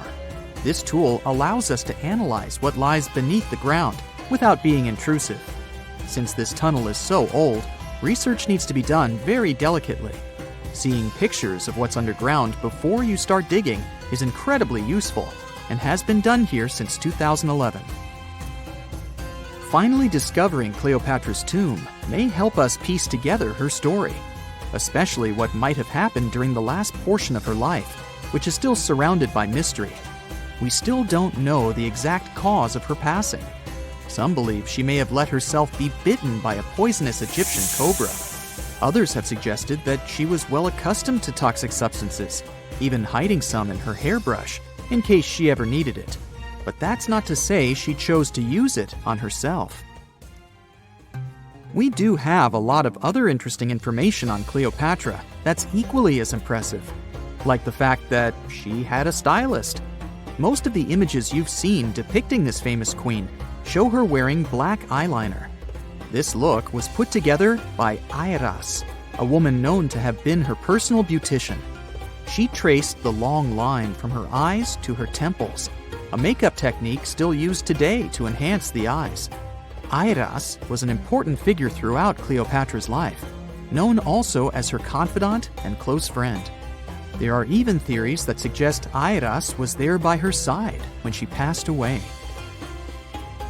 Despite her well-thought-out looks, Cleopatra wasn't as pretty as she's described. Or at least, that's what recent research has pointed out. Sure, if we look at movies and modern imagery, she's depicted as this incredibly beautiful woman with symmetrical and delicate features. However, if we look at coins showcasing her image from back in the day, her looks are rather average. Her image on the coins might have been adjusted, too, to make the queen look stronger in the eyes of her people. So there is no trusted source available to confirm her image, but her description in most pieces of ancient literature speaks of her other qualities, like her voice and personality, not of her beauty. Cleopatra might have been the most famous Egyptian queen to this day, but she wasn't the first choice. She did have an older sister, Berenice, that was initially supposed to take the throne. Berenice passed away before she could do that, so Cleopatra took on the role and began investing in her education. She traveled throughout the country quite frequently, so she could become accustomed to her people and their needs. She was only 18 when the responsibilities were passed down to her, and immediately gained popularity because of her intelligence and education. Her taste in literature was quite good too. She was known to be a fan of Homer, the famed Greek philosopher and poet. Cleopatra loved to write as much as she loved to read. There are even claims that she wrote a book on medicine and cosmetics, but we have no evidence to this day that such work ever existed. Part of being a great leader back then meant you had to speak multiple languages. Cleopatra clearly understood that, and that's why she's rumored to have known many languages to varying degrees. Some archaeologists suggested she spoke Greek, Egyptian, and Ethiopian, as well as many Arabic dialects. She might have even spoken Latin, but there's little evidence to support this claim. She might not have had angelic looks, but Cleopatra was really careful with the way she looked, even with her diet. She was known to have enjoyed simple meals, including a variety of fish. Since she lived close to the Mediterranean Sea, it's really no surprise. As a treat, she liked to eat stuffed pigeons, which she also served to her guests. Other dishes on the menu included vegetables and fava bean soup. Fruits and nuts weren't missing from her diet either, and she was also a big fan of honey. Recently, a team of experts has even tried to recreate her famous perfume. Think of it like the ancient equivalent of Chanel No. 5. Cleopatra was known to be a fan of luxurious scents, which she believed could even influence how people treated her when they met. The basis of this scent is myrrh, a resin gathered from a local tree. Other ingredients added to the mixture were also found back in the day, like cardamom, olive oil, and cinnamon. The results may not be quite as delicate as the perfumes we know and use today. Its consistency was way thicker, and the scent lasted way longer. When she was at the height of her power, Cleopatra might have been the richest person in the world. Back in the day, she ruled over a territory that stretched across the Mediterranean, from modern-day Libya in the west through Egypt to Syria in the east. This is the largest territory ever ruled over by a woman. In today's currency, her worth might have been somewhere around $95 billion. The calendars we use today may have been introduced by Cleopatra herself. She presented the idea of leap years and leap days to Caesar, the Roman emperor she was known to have been close with. Taking her advice, Caesar made these adjustments part of the official Roman calendar. The ancient Egyptians already knew the year was longer than precisely 365 days. They discovered this by studying the brightest star in the sky, called Sirius, and concluded that a year is actually 365 and 1/4 days long. It was Elizabeth Taylor that famously introduced Cleopatra to pop culture when she played her in the 1963 film bearing the same name. Up until that point, it was the most expensive film ever made. It was originally supposed to cost somewhere around $2 million, but ended up costing a mind-boggling $44 million. That's mostly because of script and production issues. To make this iconic movie, producers created 79 sets from scratch, as well as over 26,000 costumes for the cast. Elizabeth Taylor's Cleopatra costumes alone cost somewhere around $200,000. Thankfully for the producers, the movie made headlines and was well received by critics, making it a box office success. A lot of people associate Cleopatra with another famous Egyptian ruler, King Tutankhamun, nicknamed King Tut. Surprisingly, apart from both of them being Egyptian pharaohs, they have nothing else in common. For starters, King Tut lived around 1,300 years before Cleopatra did, and there is also no connection regarding their ancestry.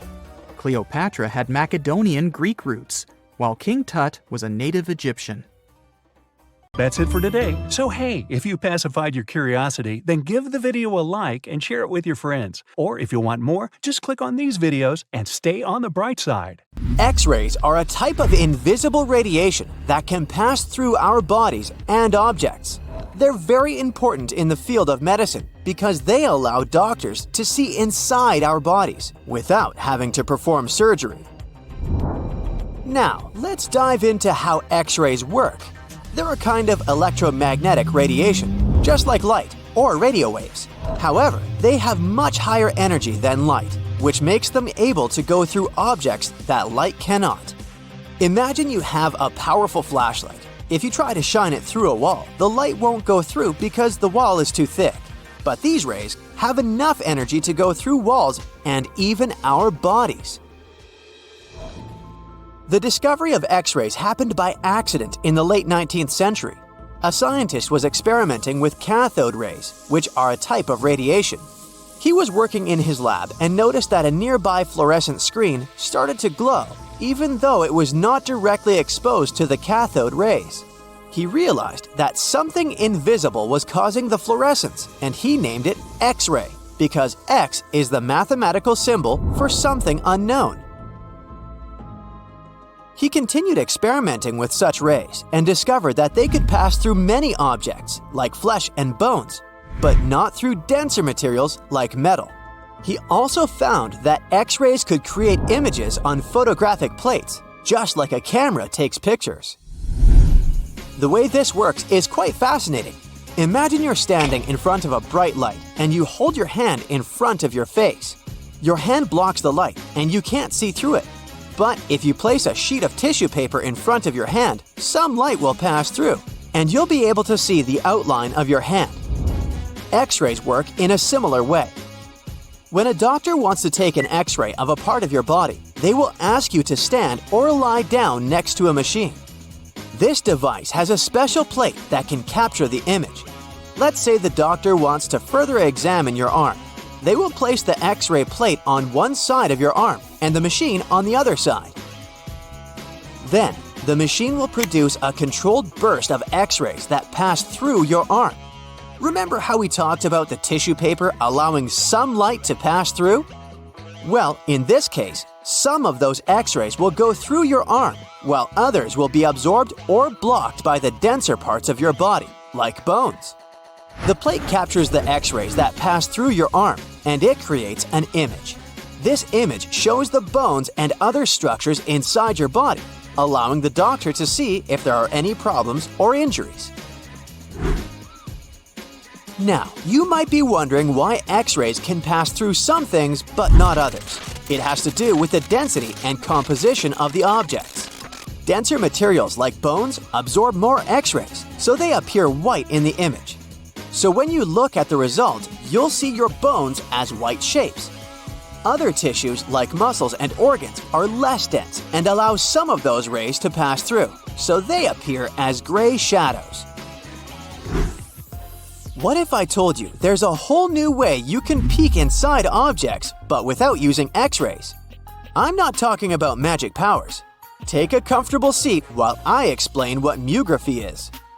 This fascinating scientific technique allows us to see inside objects and even beneath the Earth's surface using a special type of particle called a muon. These elementary particles are very similar to electrons, but they're much heavier. They are created high up in the Earth's atmosphere when cosmic rays, which are particles coming from space, collide with the air molecules. Now, muons are special because they can pierce through different materials. They can pass through rock, soil, and even buildings. Scientists realized this potential back in the 1950s when they were studying cosmic rays and noticed that some of the particles could pass through thick materials. The first muography experiments took place in the 60s. Specialists discovered that muons can be detected using special devices called muon detectors. These detectors are usually placed underground or in specially designed laboratories to shield them from other particles and background radiation. Now let's dive into how muography actually works. Imagine you have a large object, like a pyramid, a mountain, or even an ancient statue, and you want to see what's inside without damaging it. First, detectors are positioned around the object or in the area you want to examine. These detectors are sensitive to muons and can track their paths.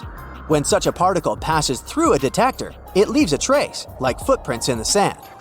By collecting data from multiple detectors, scientists can reconstruct the paths. Here's where things get really cool. The Earth's atmosphere acts like a natural filter for muons. It turns out that the more massive an object is, the more particles it will block. So, if you have a large, dense object like a mountain, fewer muons will pass through it compared to a smaller, less dense object, like an empty box. This difference in the number of particles that reach the detectors can give us clues about what's inside the objects. Scientists use computer algorithms and mathematical techniques to analyze the data and create images.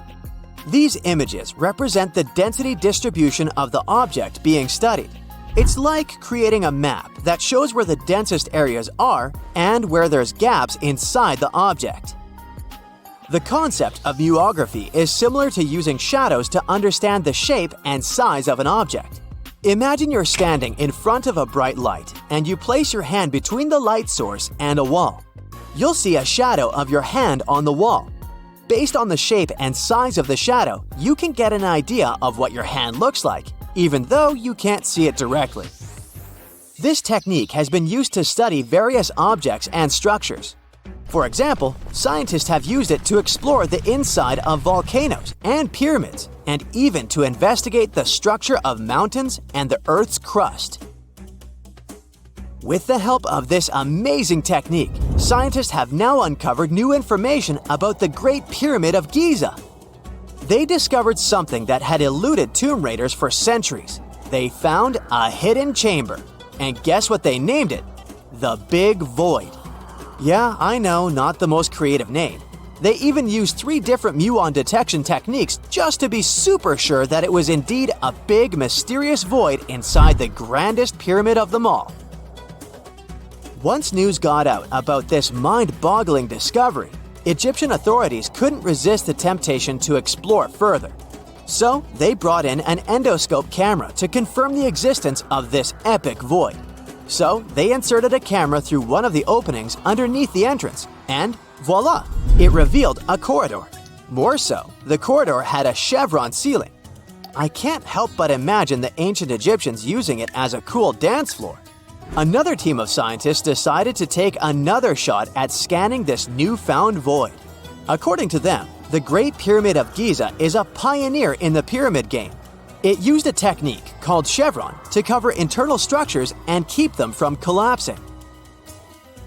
Now, why did the ancient Egyptians build this corridor and the grand void it leads to? One theory suggests that the corridor was built to relieve pressure inside the pyramid. Another theory says that the void could be a result of the pyramid's construction process. It could have been an internal ramp used to move roof blocks into position, and then it was left there or filled loosely with rubble. According to other enthusiastic explorers, there might be another burial chamber waiting to be discovered. They believe that the pyramids were built with a dash of randomness in the construction process. As the builders worked their magic, they realized that some chambers wouldn't be able to handle the weight of a majestic sarcophagus. So they made adjustments on the fly, creating new plans as they went along.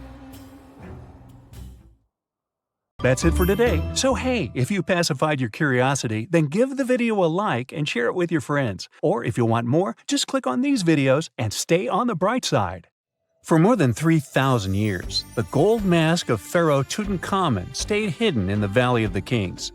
This artifact, which stands about 21 inches tall, shows how skilled and artistic the ancient Egyptians were.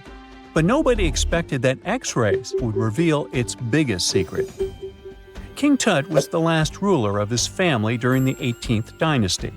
He took the throne at just 9 years old, but ruled for only 10 years before he passed away unexpectedly.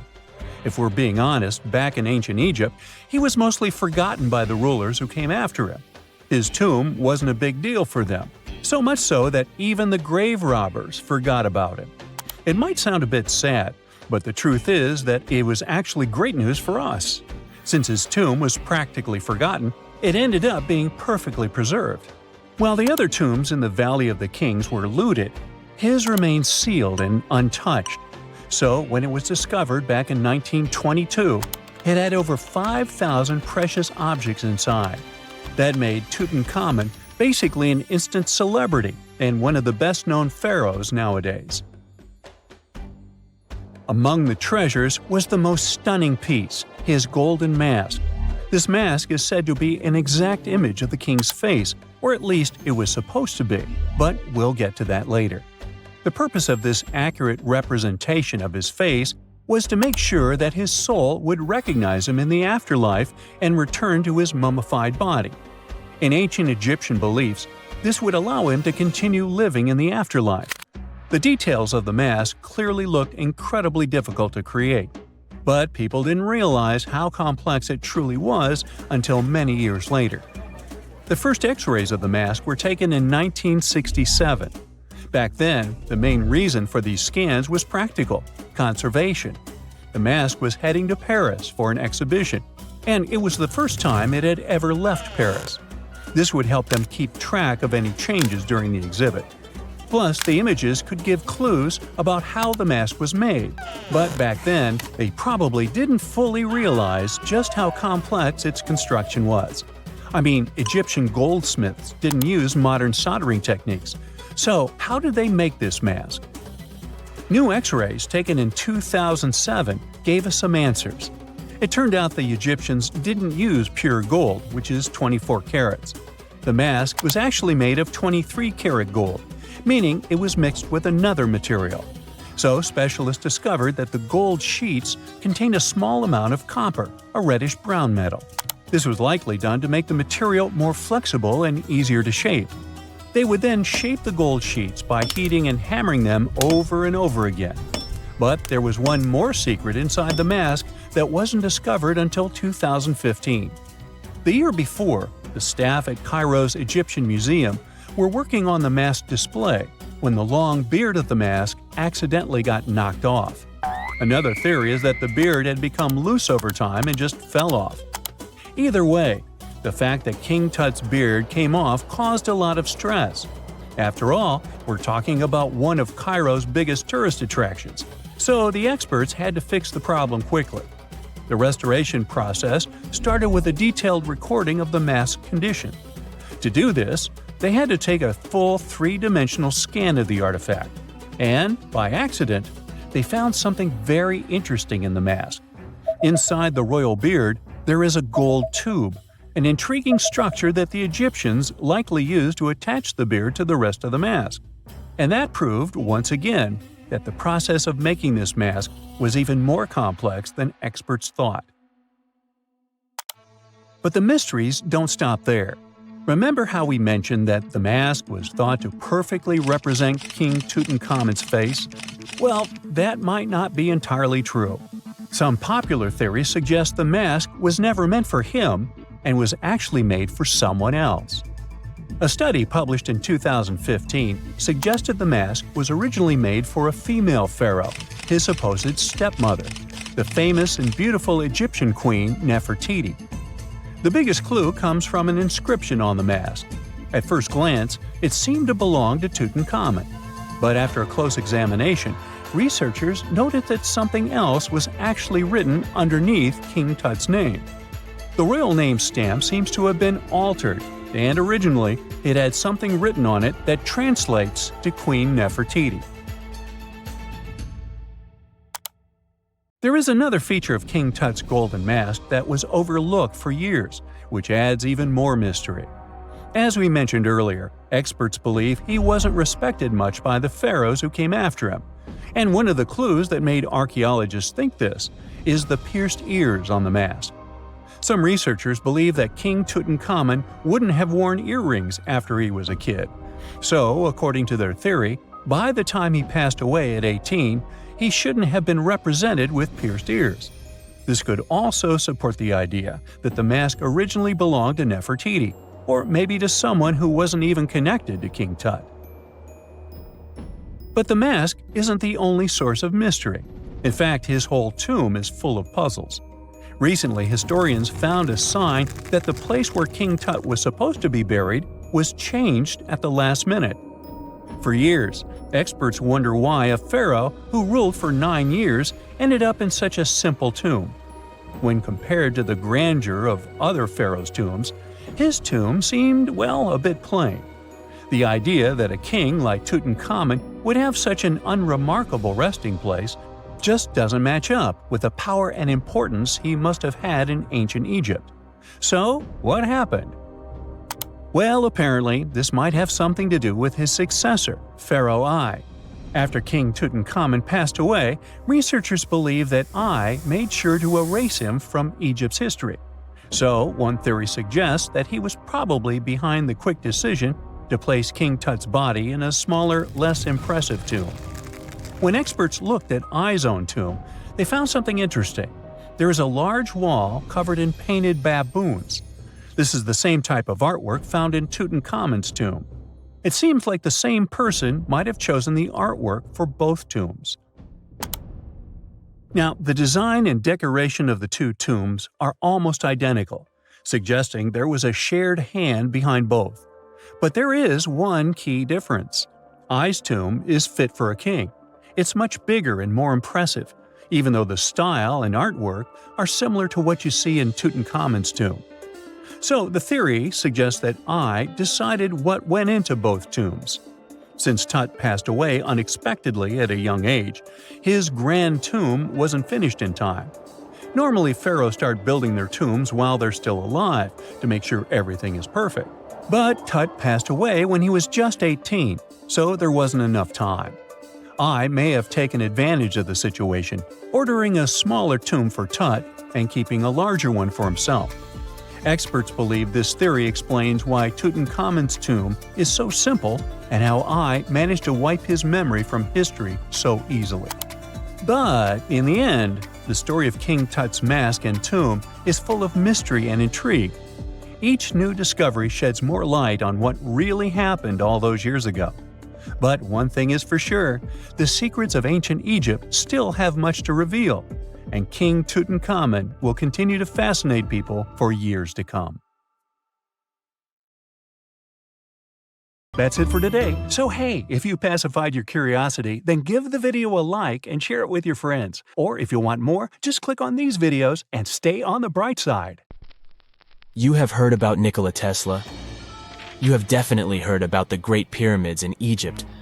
But what if I told you that Tesla may have probably uncovered the ancient mysteries surrounding the pyramids? Wait, what? Is this a crossover episode? Nope. It's highly probable that the secrets of the pyramids are hidden in plain sight. But first, let's recap what we know about the pyramids. What's so mysterious about them? I mean, they are just old quirky buildings, aren't they? One of the biggest questions is how they were built. Some people think that the pyramids were created by people using only their hands and muscles. But others think that there might have been some kind of crazy energy source that we don't know about yet. Like, what if aliens helped out or something? Just kidding. But this idea of some unknown energy source being used to build the pyramids has been around for ages. Even in old texts, like the pyramid texts, it talks about how the gods gave us something to build a great power. So maybe there was something really powerful and mysterious going on back then? Who knows? Back in the early 1900s, he got obsessed with the Great Pyramids of Egypt. He read numerous books about these ancient structures and was blown away by how much energy they seemed to have. At that time, not many people knew much about electricity, and Tesla started to wonder if there was some kind of advanced tech hidden in the pyramids. He had an idea that the power of the pyramids had to do with electromagnetism, and he put a lot of time and effort into trying to figure out the mystery. Tesla had some pretty unusual theories about the Great Pyramids. He thought that they could actually store and move electricity, which could then be used to power up the areas around them. He also had this theory that the pyramids were built using some kind of crystal energy. He believed that the chambers inside the pyramids could have these super powerful crystals that could control the electromagnetic fields. But that's not all. Tesla also had this idea that the materials used to make the pyramids had properties that allowed them to trap energy from the sun and the moon. And not just a little bit of energy. He thought that the pyramid could actually create this massive energy field that could light up whole cities or even brighten up dark places. He thought that the pyramids could be used as giant power plants to generate electricity and run machines. Tesla even believed that the pyramids were somehow linked to cosmic energy, which could be used for spiritual enlightenment and healing. How very new age of him. Anyway, Tesla wasn't just pulling these ideas out of thin air. He was seriously into studying everything he could about the pyramids, from ancient artifacts and texts to hieroglyphs and drawings. And he came up with this idea that the pyramids were designed to be energy amplifiers, and some kind of unknown energy source was used during their construction. Some people thought Tesla was eccentric for coming up with these theories, but his ideas have actually had a huge impact on the way we think about the pyramids today. Researchers and scholars have been digging into his theories for years and using them to uncover some of the biggest mysteries surrounding these ancient structures. For example, recently scientists have used theoretical physics to investigate how the Great Pyramid of Egypt would react to certain radio waves. They found out that if the radio waves were a certain length, the pyramid could concentrate the energy inside its rooms and focus it under its base. The scientists did lots of calculations to figure this out. They first thought about what radio wavelengths would work best. Then they made a model of how the pyramid would react to the waves. They figured out how much of the energy from the waves would get absorbed or spread out. Lastly, they checked how the energy would move around inside the pyramid when the waves hit it. To help explain all of this, the scientists used something called multipole analysis. This is when you take a complicated object and break it down into simpler parts. Then you can see how each part interacts with the energy that's coming in. It's like taking apart a puzzle to see how each piece fits together. The researchers are interested in how all of this can be used in the future. They want to make really tiny particles that can do the same thing as the pyramid, but with light. By changing the size, shape, and the material of these particles, they can control how the light moves around them. This can be really useful for things like making tiny sensors or super efficient solar cells. The scientists had to make some guesses when they were doing their research. They assumed that there weren't any hidden spaces inside the pyramid, and that the material used to build it was all the same. But even with these guesses, they still made some pretty impressive discoveries. But the pyramid study is not the only proof that Tesla was ahead of his time. There are more Tesla's projects that seemed unrealistic at the time, but that scientists and enthusiasts reevaluate and try to implement today. Let's talk about Tesla's most ambitious project, the Wardenclyffe Transmission Tower. Back in 1900, Tesla was already a big shot when it came to electrical engineering in America. People were blown away by his amazing inventions and the fact that he managed to outdo Thomas Edison in the battle of currents. However, Tesla wasn't content to rest on his laurels. He decided to embark on his most ambitious project yet, the transmission tower at Wardenclyffe. It was built between 1901 and 1905, and it was based on one of Tesla's breakthrough ideas. He had a vision to make the impossible possible by creating a global wireless communication system. It would use Earth itself as a conductor, transmitting music, news, stock market reports, secured military communications, and even facsimile images. Does it sound familiar? Right, it sounds just like the internet that we use today, only without the use of any wires. But Tesla had a much bigger dream in mind: to transmit power wirelessly. He already proved that high-frequency signals could be sent without any wires using his Tesla coil transformers, and this sparked his obsession with wireless energy transmission. His vision was to not only transform the way we communicate, but also to find a way to transfer power currents globally by tapping into the Earth's natural energy. Tesla believed that there was an abundance of free energy all around us that could be used for humanity's benefit.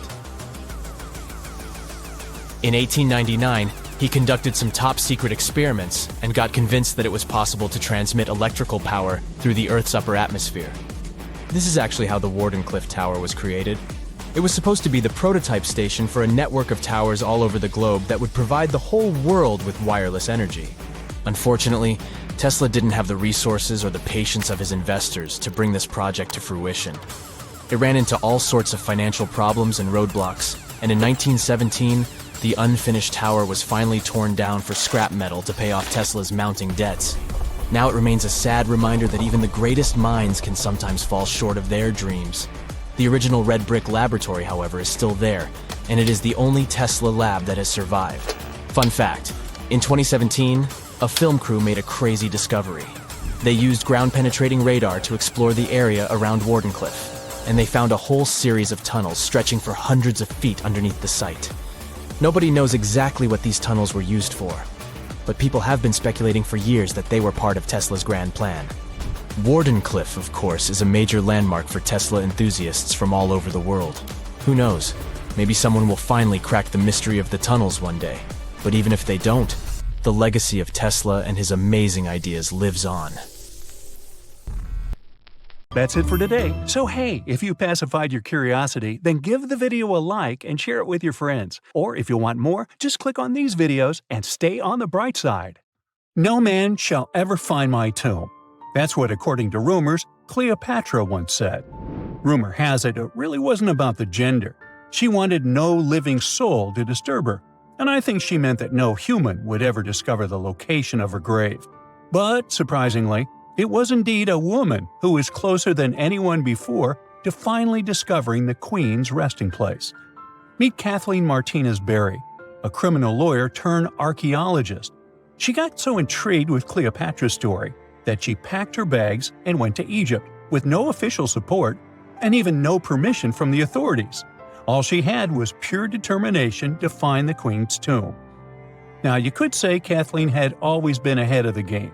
She skipped grades in school, mastered piano, chess, swimming, and martial arts, and grew up listening to top intellectuals debating in her home. And she even got her law degree at just 19, and archaeology was her side passion. She had never actually been to Egypt, never dug up a single artifact. But her fascination with Cleopatra went all the way back to an argument with her father in 1990. That day, she walked into his library looking for a copy of Antony and Cleopatra by Shakespeare. Her dad, Fausto Martinez, a professor and legal expert, casually called Cleopatra a seductress. Kathleen wasn't having it. She fired back, arguing that history had been totally unfair to Cleopatra. The Romans, she said, wanted to destroy her reputation, and for centuries, people had just believed their version of the story. The debate went on for hours, and in the end, her father admitted maybe he had judged Cleopatra too harshly. That conversation changed everything for Kathleen. From that day on, she read every ancient text she could find, especially Plutarch's account of Cleopatra and Mark Antony. The more she learned, the more convinced she became that Cleopatra wasn't just some queen who fell for the wrong guy. She was a genius, playing a dangerous political game to keep Egypt independent. And the more she read, the more she started thinking, what if everyone had been looking for Cleopatra's tomb in the wrong place? That thought stuck with her. When she was caring for her second child, she earned a master's in archaeology. Multitasking. That reignited an obsession that would take over her life, uncovering the truth about Cleopatra. Even though most experts believe that Cleopatra's tomb, along with the final resting place of 13 other Ptolemaic rulers, lies somewhere beneath modern-day Alexandria, Dr. Martinez has a different idea. She believes Cleopatra was buried at Taposiris Magna, an ancient temple dedicated to Osiris, the Egyptian deity of the afterlife. But she still needed an ancient foundation plate. These plates, about the size of a smartphone, were placed beneath important temple structures and often contained inscriptions explaining when and why the temple was built. If she could find a plate that confirmed the temple was dedicated to Isis, Cleopatra's patron deity, she'd have solid proof that this was the right place to look. Nothing could deter Martinez. She excavated the entire temple site, digging deeper than anyone before her. Her team found coins with Cleopatra's name and face stamped on them.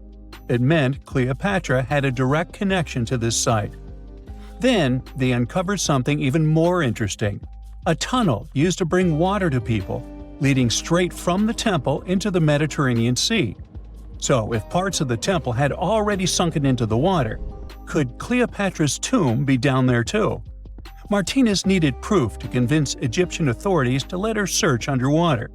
And, against all odds, she found the missing foundation plate. On it, the pharaoh offered a large area of Nubia to deity Isis. That was it, the confirmation she needed. The temple was indeed dedicated to Isis, proving her theory wasn't just speculation. If one temple was on land, Martinez suspected the second temple, possibly Cleopatra's tomb, had collapsed into the sea. She needed help from experts in underwater archaeology, so she reached out to Robert Ballard, the guy who discovered the Titanic. With support from the Egyptian authorities, she and her team began exploring the waters off the coast of Alexandria. And what they found was mind-blowing. Underwater, they discovered massive stone structures, some standing 6 to 10 feet tall, right where the coastline would have been thousands of years ago. They also found basalt blocks, the same material used in the statues from the first temple. That meant one thing: those weren't just random rocks. They were the remains of a lost city, buried beneath the sea for centuries. Now, we can only wait and see whether Martinez and her team will be able to unravel one of the greatest mysteries of the past left by the outstanding woman that was Cleopatra. Here's some backstory. After her father, Ptolemy VII, passed away, Egypt's throne went to both Ptolemy VIII and Cleopatra, or so it seemed. Cleopatra, just 18 at the time, allegedly married her 10-year-old brother. Yeah, ancient royalty had some different customs, though there's no solid proof of that. But sibling love didn't last long. Young Ptolemy decided he wanted all the power for himself and tried to push Cleopatra out. Forced to flee the country, she didn't just sit around feeling sorry for herself. She raised an army, ready to march back and take what was hers. That's how, at 21, she was already in the Sinai Desert, leading an army and planning her return to the throne.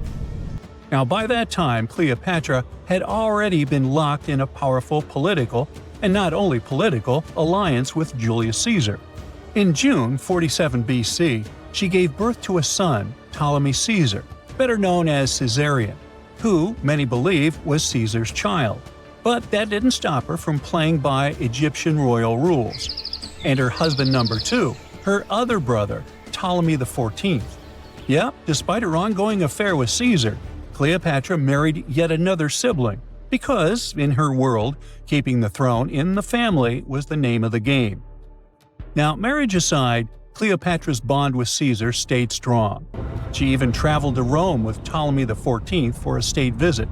But instead of playing the role of a dutiful queen, she stayed in Caesar's private villa by the Tiber River.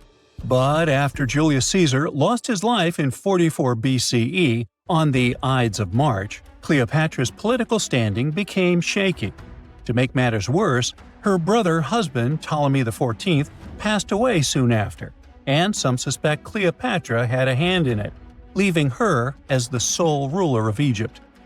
Meanwhile, back in Rome, Mark Antony was rising to power as Caesar's presumed successor.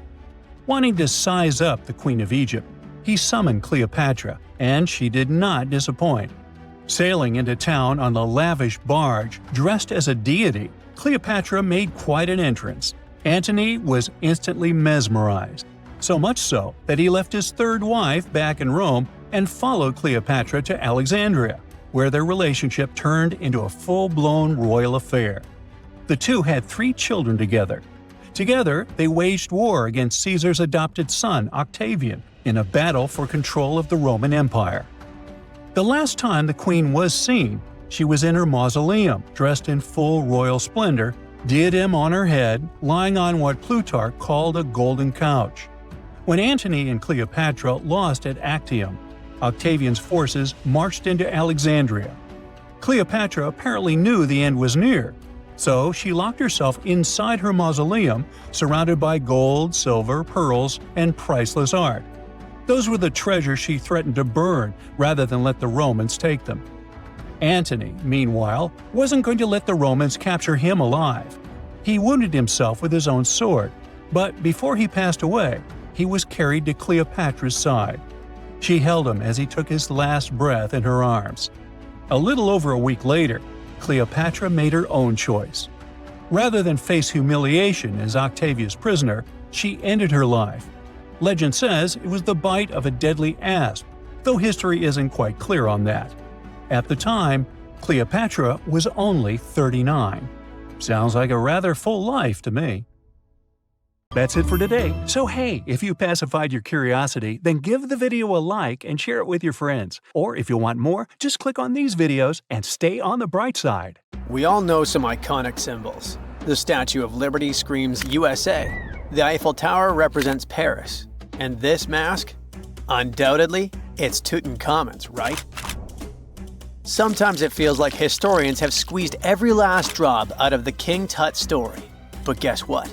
The most obvious details often slip right under our noses. Like the fact that this famous mask didn't actually belong to him, nor was it ever meant for him. Stick with me for the details. Can we get a close-up of that mask? Thanks. See those holes? Yep, they're for earrings. And no, it's not that they had anything against jewelry, but back in ancient Egypt, earrings were typically worn by high-status women or kids. Now, if you know your history, you might say, but Tut was a boy king, wasn't he? You're spot on. He began his reign at just 9 years old. Sadly, that didn't last long as he passed away at a very young age. So when he was 9, he might have worn earrings, but he probably took them off when he hit that no earrings age. Sounds reasonable, right? Actually, not quite. That would have been pretty strange since nobody expected him to pass away young. Certainly not at 9. So no one was preparing a kid's mask for a burial. It's this untimely demise that suggests that the mask used was simply the best option available when Tut passed away. There are more clues pointing to the idea that the mask was found in a hurry. Let's think about this. Even though Tut was mummified and his body could wait a bit, his loved ones wanted him to reach the afterlife ASAP. Some experts even believe the paint in the tomb was still wet when it was sealed. But look at his mask. It's a masterpiece. There's no way it was made in a rush. It's way more elaborate than other simpler cartonnage pieces. The renowned mask of King Tut stands 21 inches tall, adorned with precious stones, and features a golden beard that weighs 5.5 pounds, making the entire mask 22.5 pounds. Okay, I'm a bit confused here. So it seems like it was probably a kid's mask, but it had a beard? I've never seen a 9-year-old with a goatee, and I'm guessing you haven't either. Just think about it. A grown man's face compared to a kid's face. Fun fact for you, our faces pretty much stopped growing at the age of 16, so by 19, Tut would have definitely had the face of an adult man. Can you imagine trying to fit a relatively small kid's mask on a grown man? That would have been super embarrassing. and no one would have let that happen. Right, let's dismiss the kids' theory. Now, the second option, if you remember, is that the mask could have originally belonged to a woman. This is where the beard theory comes into play. Some researchers believe the beard might have been added later on. Here's another twist. What if the mask was actually made for Nefertiti herself, who ended up maskless? In this case, there are two discoveries. Two birds with one stone. For now, it sounds like a conspiracy theory, I know. But let's give it a shot and delve deeper into the details. So, Tut passed away in around 1323 BCE, probably due to malaria. He had other health issues too, like when he broke his leg, and records suggest he wasn't in the best shape. As for Nefertiti, we have no solid data about her demise. Plus, nobody knows exactly when or where she was buried. The supposed year when she passed away is around 1330 BCE, but she could have lived longer, and the mask was intended and prepared for her. Or maybe they just took her mask right from the burial chamber. After all, they were family. Well, sort of. She was said to be his stepmom, having been married to Akhenaten, who was likely Tut's father. But this is not 100% accurate. Some scientists doubt it. Ah, these ancient Egyptian families. It's hard to keep track of who's who. I know, you're not yet convinced that Tut wore a lady's mask. Let me share one more theory with you. Meet Howard Carter, the enthusiastic archaeologist who discovered Tutankhamun's tomb. It was located in the Valley of Kings outside Luxor and, to everyone's surprise, was nearly intact. When he entered, he noticed something odd. This didn't feel like a pharaoh's burial chamber. It was classy and all, but it had a vibe that suggested it was made for a woman. Typically, Egyptian pharaohs had larger tombs that suited them better, and even more strangely, it was oriented to the right of the entrance. This didn't add up. That orientation was typical for female chambers, which Egyptian queens used. Another red flag was that the chamber appeared to have been built in stages, and all the artifacts, around 2,000 of them, seemed hastily placed there. Even more curious, they looked like they were meant for other royals. Carter discovered this burial site in 1922, but it remained a mystery as to why it was so bizarre. Almost a century later, Nicholas Reeves thought he may have solved the puzzle. He claimed that King Tut might not have been the original resident of the tomb. Instead, he suggested that the undisturbed resting place of the legendary Queen Nefertiti could be hidden behind the walls of the boy king's burial chamber. Nicholas studied high-resolution photos for months, meticulously examining every pixel. One day, he focused on detailed scans that revealed the texture of the tomb's walls beneath layers of paint. He spotted what he believed to be outlines of two doorways that had been blocked and plastered over to hide them from view. The more he looked, the more it seemed real. Could it be a tomb within a tomb? Nicholas theorized there was a hidden storeroom behind the western wall of King Tut's tomb, and his chamber might just be the outermost section of a larger corridor-style network of rooms. It all sounds fancy, but sorry to break it to you, Reeves' theory was debunked. To find out if he was onto something, experts had to use ground-penetrating radar to see the unseen. Reeves' idea was that if there were gaps, it could indicate the presence of additional rooms. And at first, in 2015, one expert even thought he had found a hidden room.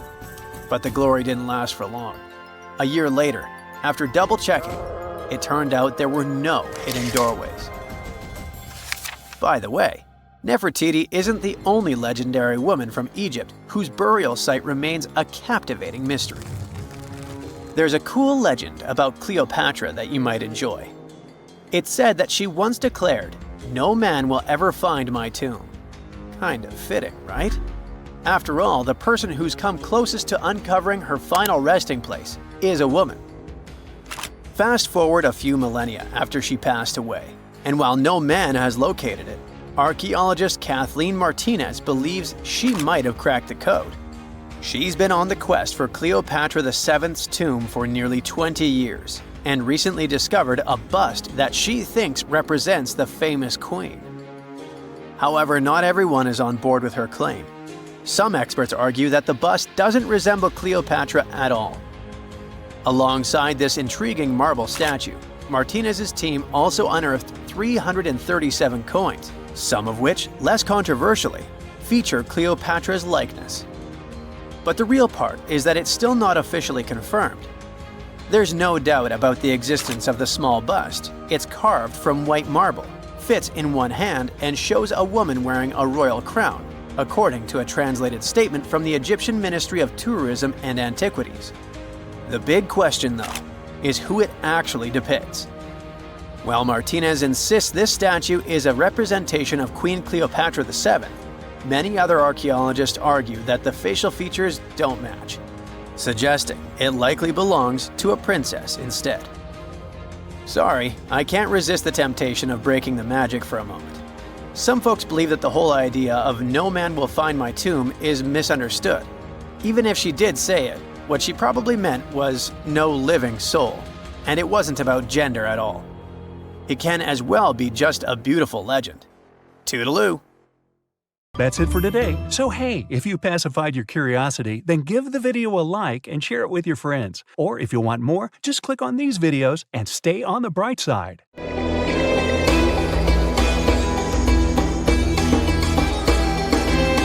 The Great Pyramid was created as the final resting place of ancient Egyptian monarch Khufu. According to legend, French leader Napoleon entered the Great Pyramid and came back out looking shaken and super pale.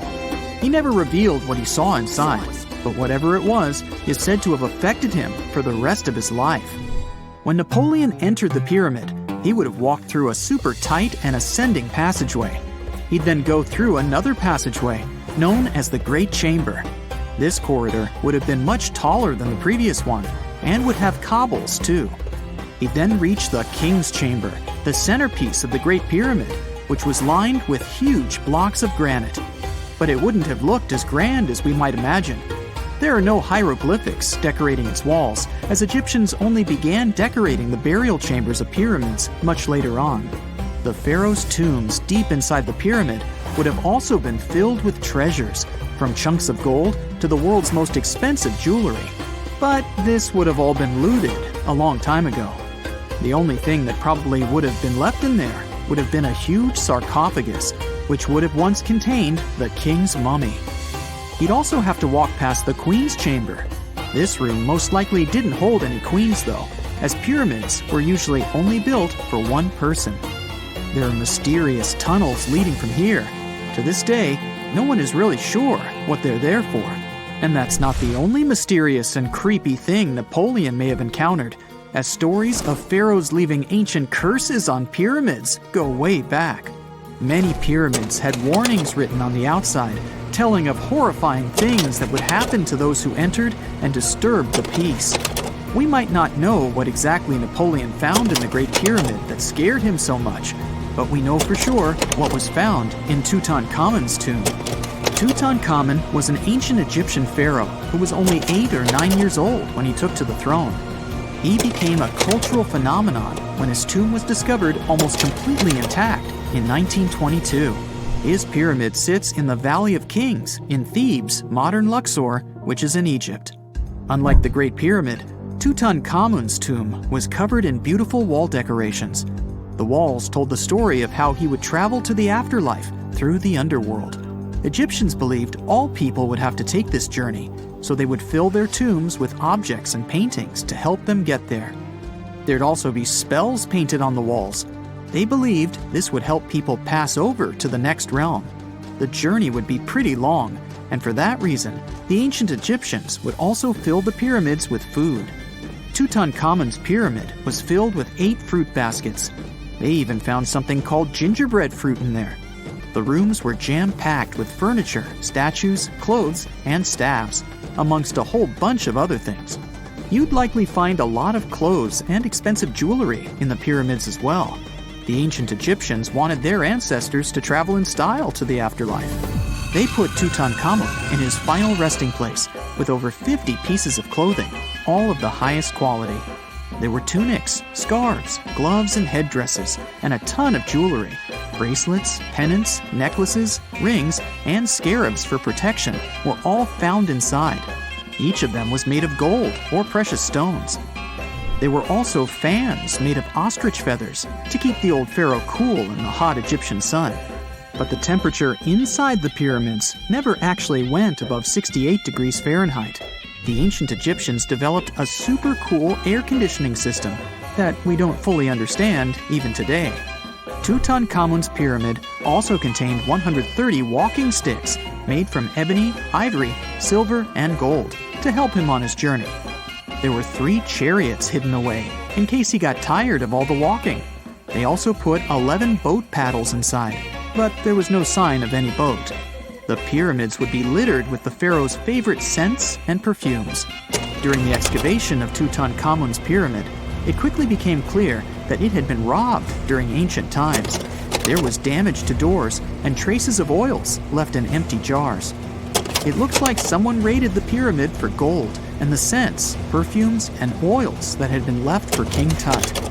There was still a bit of perfume, which was made from coconut oil and frankincense, left in one bottle.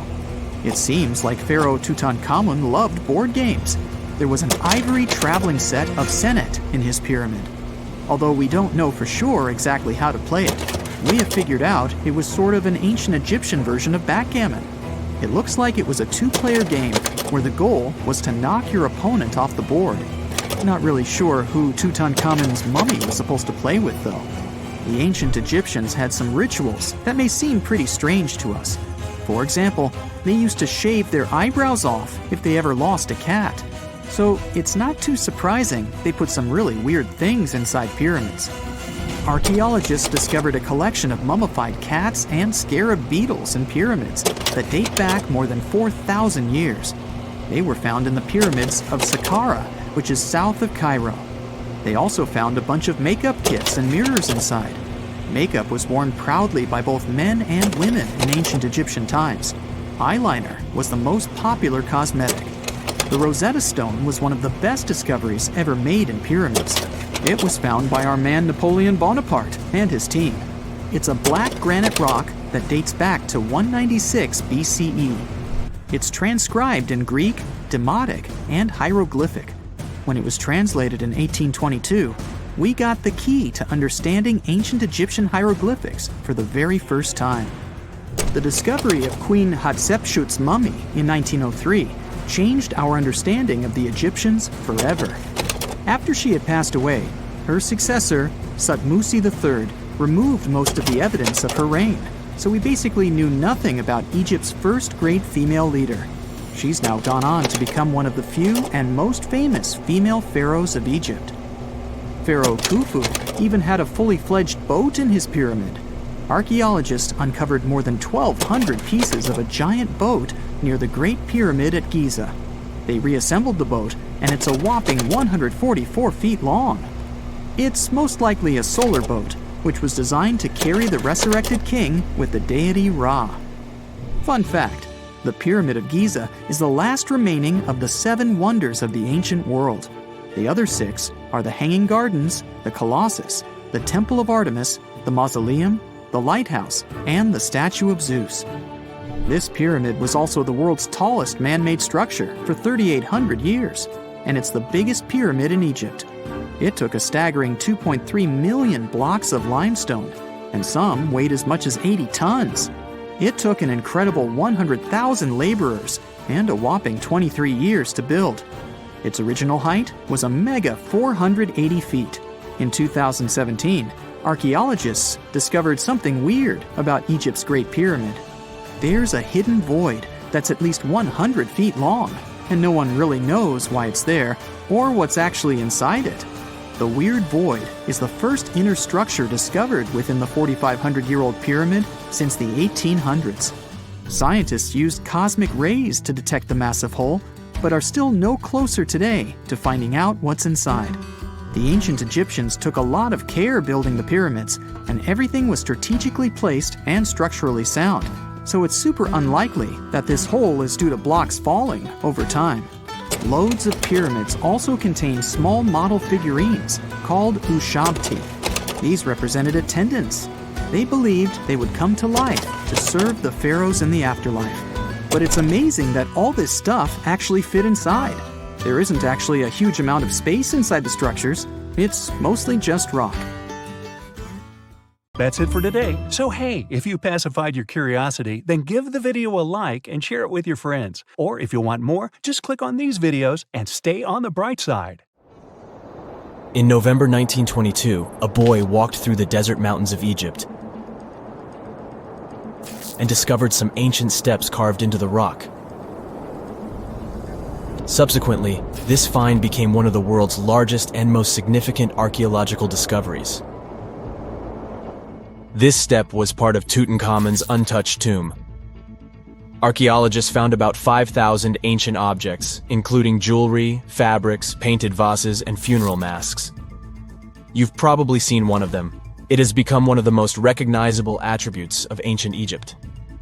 More than 100 years have passed since then, and now humanity has finally become close to another large-scale discovery, the tomb of Cleopatra. This queen was the last active ruler of the Ptolemaic Kingdom of Egypt, who sat on the throne from 51 to 30 BCE. There are many ancient records about Cleopatra, her reign, and her unusual personality, but until now, no one has discovered the secrets about her passing away in the burial place.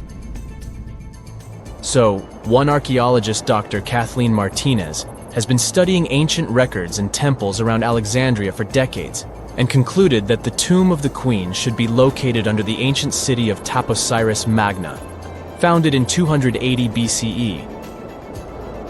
It was a big city on the northern coast of Egypt, where tens of thousands of people were engaged in trade and industry, and it seems that Dr. Martinez's guesses turned out to be correct. She and a group of archaeologists have discovered a secret underground tunnel near Alexandria, with a length of about 0.8 miles. It was cut into the rock under Taposiris Magna's temple. During further excavations, they found many things that indicate Cleopatra's tomb lies in the tunnel's depths. It's also possible that she is buried there together with the Roman commander, Mark Antony. According to ancient records, Cleopatra and Mark Antony loved each other and together opposed the Roman Senate, which declared Antony a traitor. The fact that natural disasters have occurred on the territory of Taposiris Magna for thousands of years can complicate the excavations. Earthquakes and floods destroyed the city and possibly flooded its underground tunnels. But archaeologists hope the ancient tomb remains untouched, and that it hides many treasures and records about the royal life of ancient Egypt during the reign of the last dynasty. There's a chance that excavations will go underwater and in the mud. This will require much time and funding, but archaeologists are sure it's worth it. Anyway, it's too early to say that Cleopatra is really buried there, but scientists have found many things in the tunnel that confirm this, including clay pots, dozens of coins with the image of Cleopatra and Alexander the Great, as well as a bust with the image of the Egyptian queen. Cleopatra is still one of the most popular personalities in Egypt, on an equal footing with Ramesses III and Tutankhamun. She inspired many films, paintings, and books, but what made her so popular? She became famous for her inconsistency. She was a beautiful, intelligent ruler who pulled Egypt out of the crisis and made it a prosperous power. Medieval Arabic texts say she knew chemistry, mathematics, and philosophy, and may have written several scientific books. She knew several languages and had excellent diplomatic skills. At the same time, there are many legends that she was a femme fatale who drove many men crazy. However, there's no evidence that her beauty was incomparable. The image of a stunning model was created by Hollywood when it made several films where famous actresses performed the role of Cleopatra. And the Roman Emperor Octavian, the adopted son of Julius Caesar, specially created the image of Cleopatra as an insidious seductress because he was her enemy. Even though she was born in Egypt, Cleopatra wasn't an Egyptian. Her ancestors were Greeks, among whom was one of the generals of Alexander the Great. However, the people of Egypt loved her. She learned the language and was very sensitive to the traditions of this country.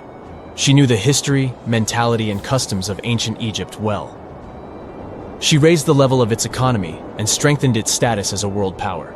Much of this was made possible thanks to her cunning and impressiveness. She loved theatrical performances and lavish celebrations. She knew how to surprise people and put on a show. But behind the exterior image of a luxury lover was an intelligent and calculating ruler. Ancient Egypt was a rich, luxurious country, and Cleopatra did everything to increase its wealth and strengthen its position in the international arena. For example, she was once in conflict with her brother Ptolemy XIII. The queen knew that she wouldn't be able to resist him, so she decided to attract Julius Caesar to their side. The Roman emperor arrived in Alexandria, where Cleopatra wanted to meet him, but Ptolemy knew about her plans and was about to prevent her from coming to Caesar. Then, instead of a rich and noisy arrival, Cleopatra decided to make her visit inconspicuous. She wrapped herself in a carpet or linen bag the emperor's servants carried into Caesar's private chambers. Cleopatra emerged from the carpet and impressed the Roman emperor with her beauty and determination. As a result, they fell in love with each other and became close allies. After some time, she impressed another influential Roman for diplomatic purposes. She arrived to meet Mark Antony on a golden barge with purple sails and silver oars. Cleopatra was dressed in the image of Aphrodite and sat under a magnificent canopy. Her servants dressed like cupids and were blowing her fan and burning incense. But Cleopatra created such a show for a reason. She knew that Antony revered Greek mythology and considered himself the embodiment of Dionysus. As a result, he was so impressed with this woman that he ended up marrying her. Cleopatra defended her crown, strengthened her alliance with Rome, and bore Antony 3 children. In Egypt, they threw big parties and enjoyed wealth with power. However, the relationship of a high-ranking official with the Egyptian queen caused a scandal in Rome. Octavian was Antony's primary opponent in the struggle for power, so he exploited the situation to darken the competitor's reputation. He used propaganda to make Cleopatra an insidious seductress in the eyes of Roman citizens. He accused Antony of succumbing to her charms. The Roman Senate supported Octavian and declared Cleopatra an enemy. In 33 BCE, this conflict reached a high point when Antony's navy clashed with Octavian's fleet. The latter won and forced his enemy to flee to Egypt with Cleopatra. According to some records, they took refuge near Alexandria. Pursued by the Romans, they hid in one of Cleopatra's palaces and met their end. Some legends say that Cleopatra was an expert in poisons. She provoked a venomous snake, a viper or an Egyptian cobra, to bite her. Also, according to another legend, she pricked herself with a poisonous needle. There's a theory that Cleopatra always carried an ampule with poison inside her hairbrush. And when she was cornered, she soaked the needle with this poison and pricked herself. None of this can be said for sure. Scientists are still trying to find out the truth. Perhaps when they reach Cleopatra's tomb, the world will get more answers about her tragic fate. She is considered the last ruler of Egypt. After her passing, Octavian plundered her palaces and temples and returned to Rome, where he became the main emperor. He successfully ruled the country and expanded its borders. His reign ended when he turned 75. World history would have looked different if Cleopatra and Mark Antony hadn't lost that naval battle. By the way, did you know that more time has passed between Cleopatra's reign and Neil Armstrong's flight to the moon than between the reign of the Egyptian queen and the construction of the Great Pyramid of Giza? Armstrong took a step on the Earth satellite in 1969, 38 years after the birth of Cleopatra. And the construction of the pyramid took place in 2560 BCE. Imagine how long the history of ancient Egypt is. Cleopatra is closer to us in time than to the pyramids. That's it for today. So hey, if you pacified your curiosity, then give the video a like and share it with your friends. Or if you want more, just click on these videos and stay on the bright side. And now we're off to almost 5,000 years ago. Let me take you to ancient Egypt, where back in 2550 BC, guess what? The construction of the Great Pyramids of Giza started. People learned to build cathedrals and skyscrapers, but it wasn't until recently that these massive buildings appeared. It's still a mystery to even modern scientists how these pyramids were built 5,000 years ago. No wonder they are one of the 7 wonders of the ancient world. They're also the oldest of them and the only wonder of the ancient world that still exists in the 21st century. It must have taken a lot of cooperation to build a thing that massive, even for today's metrics. But the Giza pyramids weren't the first pyramids ever. The first one, called the Step Pyramid, was built around 80 years before the first Pyramid of Giza in 2630 BC for King Djoser. It wasn't meant to be extraordinary, but ended up being quite impressive. It was a pyramid of 6 stepped layers of stone. It was 204 feet high, which is as tall as a 19-story building. And it was the tallest building that existed at that time. It wasn't just a pyramid though, it was surrounded by a whole complex of buildings, including even courtyards. In ancient Egypt, people believed in the afterlife, so everyone, especially kings, wanted to make sure they had everything they needed to get ready for it. Here's why the pyramid complex was perfectly supplied with a lot of objects people used every day. The complex included a pyramid and a kind of a palace. Those buildings had many things the king loved and might need one day, like furniture, food, and gold vessels. After Djoser, building pyramids became common practice, but many pyramids weren't finished. It would usually take about 20 years to build one, but many rulers reigned way less than that. Overall, there are more than 100 pyramids. The most famous pyramids are the Great Pyramids of Giza. The first one and the biggest one was built for Pharaoh Khufu, around 2550 BC. Initially, it was 481 feet tall, which is as tall as a 40-story building. The second pyramid was built for Khufu's son, Pharaoh Khafre, around 2520 BC. It's just a bit shorter, usually standing at 471 feet high, a 39-story building. This is the pyramid with the famous statue of the Sphinx. Sphinxes have a lion's body and a human head. They were built to guard important areas.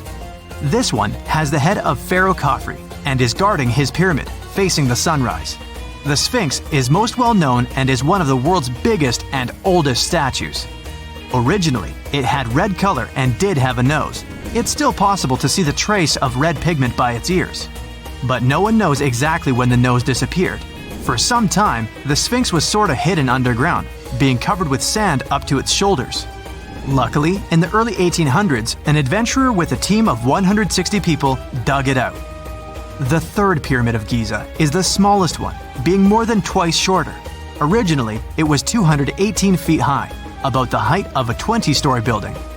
Built in 2490 BC, it was a pyramid for Khafre's son, Menkaure. The pyramids are designed to align with the points of the compass, and their sides symbolize the rays of the sun. But back at the time, there were no compasses. Ancient Egyptians figured out the directions themselves, and with amazing precision. To align the pyramids, they used 2 constellations. Originally, the pyramids were covered in smooth white limestone and had a gold-silver top to reflect the sun. Later, the white limestone was taken from the pyramids by other kings and used for other buildings. Scientists estimated that ancient Egyptians used about 2.3 million stone blocks to build the first pyramid.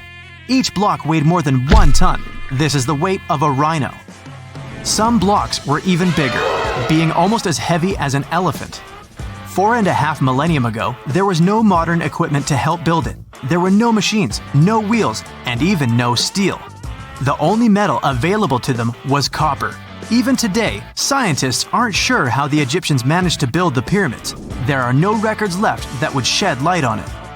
Some even think that Egyptians wanted to keep it as their secret and didn't even record it on purpose. Many believe that poor people and foreigners built the pyramids, but it's not true. Actually, the builders were very skilled workers, and they were fed and paid well. The archaeologists claim that the builders lived in a nearby temporary city and were a highly organized community with a strong leader. Scientists say that around 20,000 people worked on each pyramid complex, and it took about 20 years to build each. It probably was a national project. The construction site was large in resources, and food and essentials were likely to be contributed from all parts of Egypt.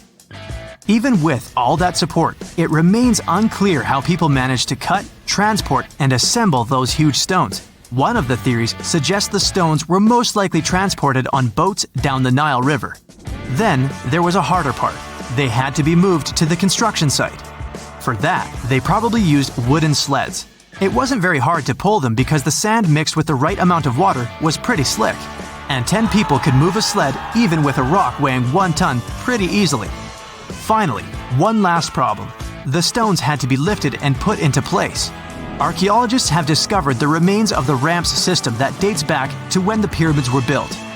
Most likely, the Egyptians designed a unique system to move and pull huge stone blocks, but no one knows what it looked like exactly. The most common opinion is that there were several ramps around the pyramid to help move the blocks.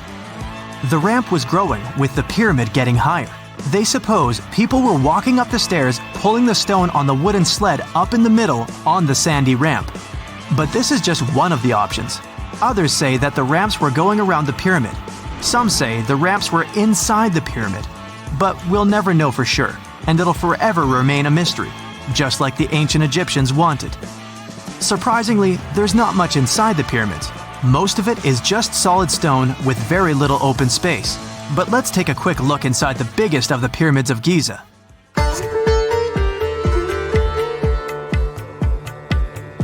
From the entrance, there are 2 stairs, one going down and the other one going up. The descending one takes you to a chamber located underground. That's where the pharaohs are, but not in this pyramid because Khufu wanted to stay higher. The underground room is partly unfinished. The room with Khufu's sarcophagus is called the King's Chamber. It's upstairs and then through the tall and long Grand Gallery. Below the King's Chamber, there's a room called the Queen's Chamber. There are no queens though, and no one is sure why the room is called this. Unfortunately, none of these have any hieroglyphs on the wall. They're just bare. If you want to see them, you should go to the other rooms that are decorated. Those pieces of art are depictions of ancient Egypt's culture and daily life. The texts allow researchers to study their language and grammar. Sadly, the treasures that once were here in the pyramid are long stolen. From that room, there are several tunnels for an unknown purpose. There are many tunnels and passages inside the pyramids. There are many chambers and shafts and secret ways. Scientists have been sending little robots with cameras there for some decades already. And the robots did discover another chamber a bit upstairs with hieroglyphs on the walls. But even today, much of the pyramids is still unknown, and there's no so-called building plan of the pyramids. Egyptians did create a mystery no one can crack for 4,500 years already.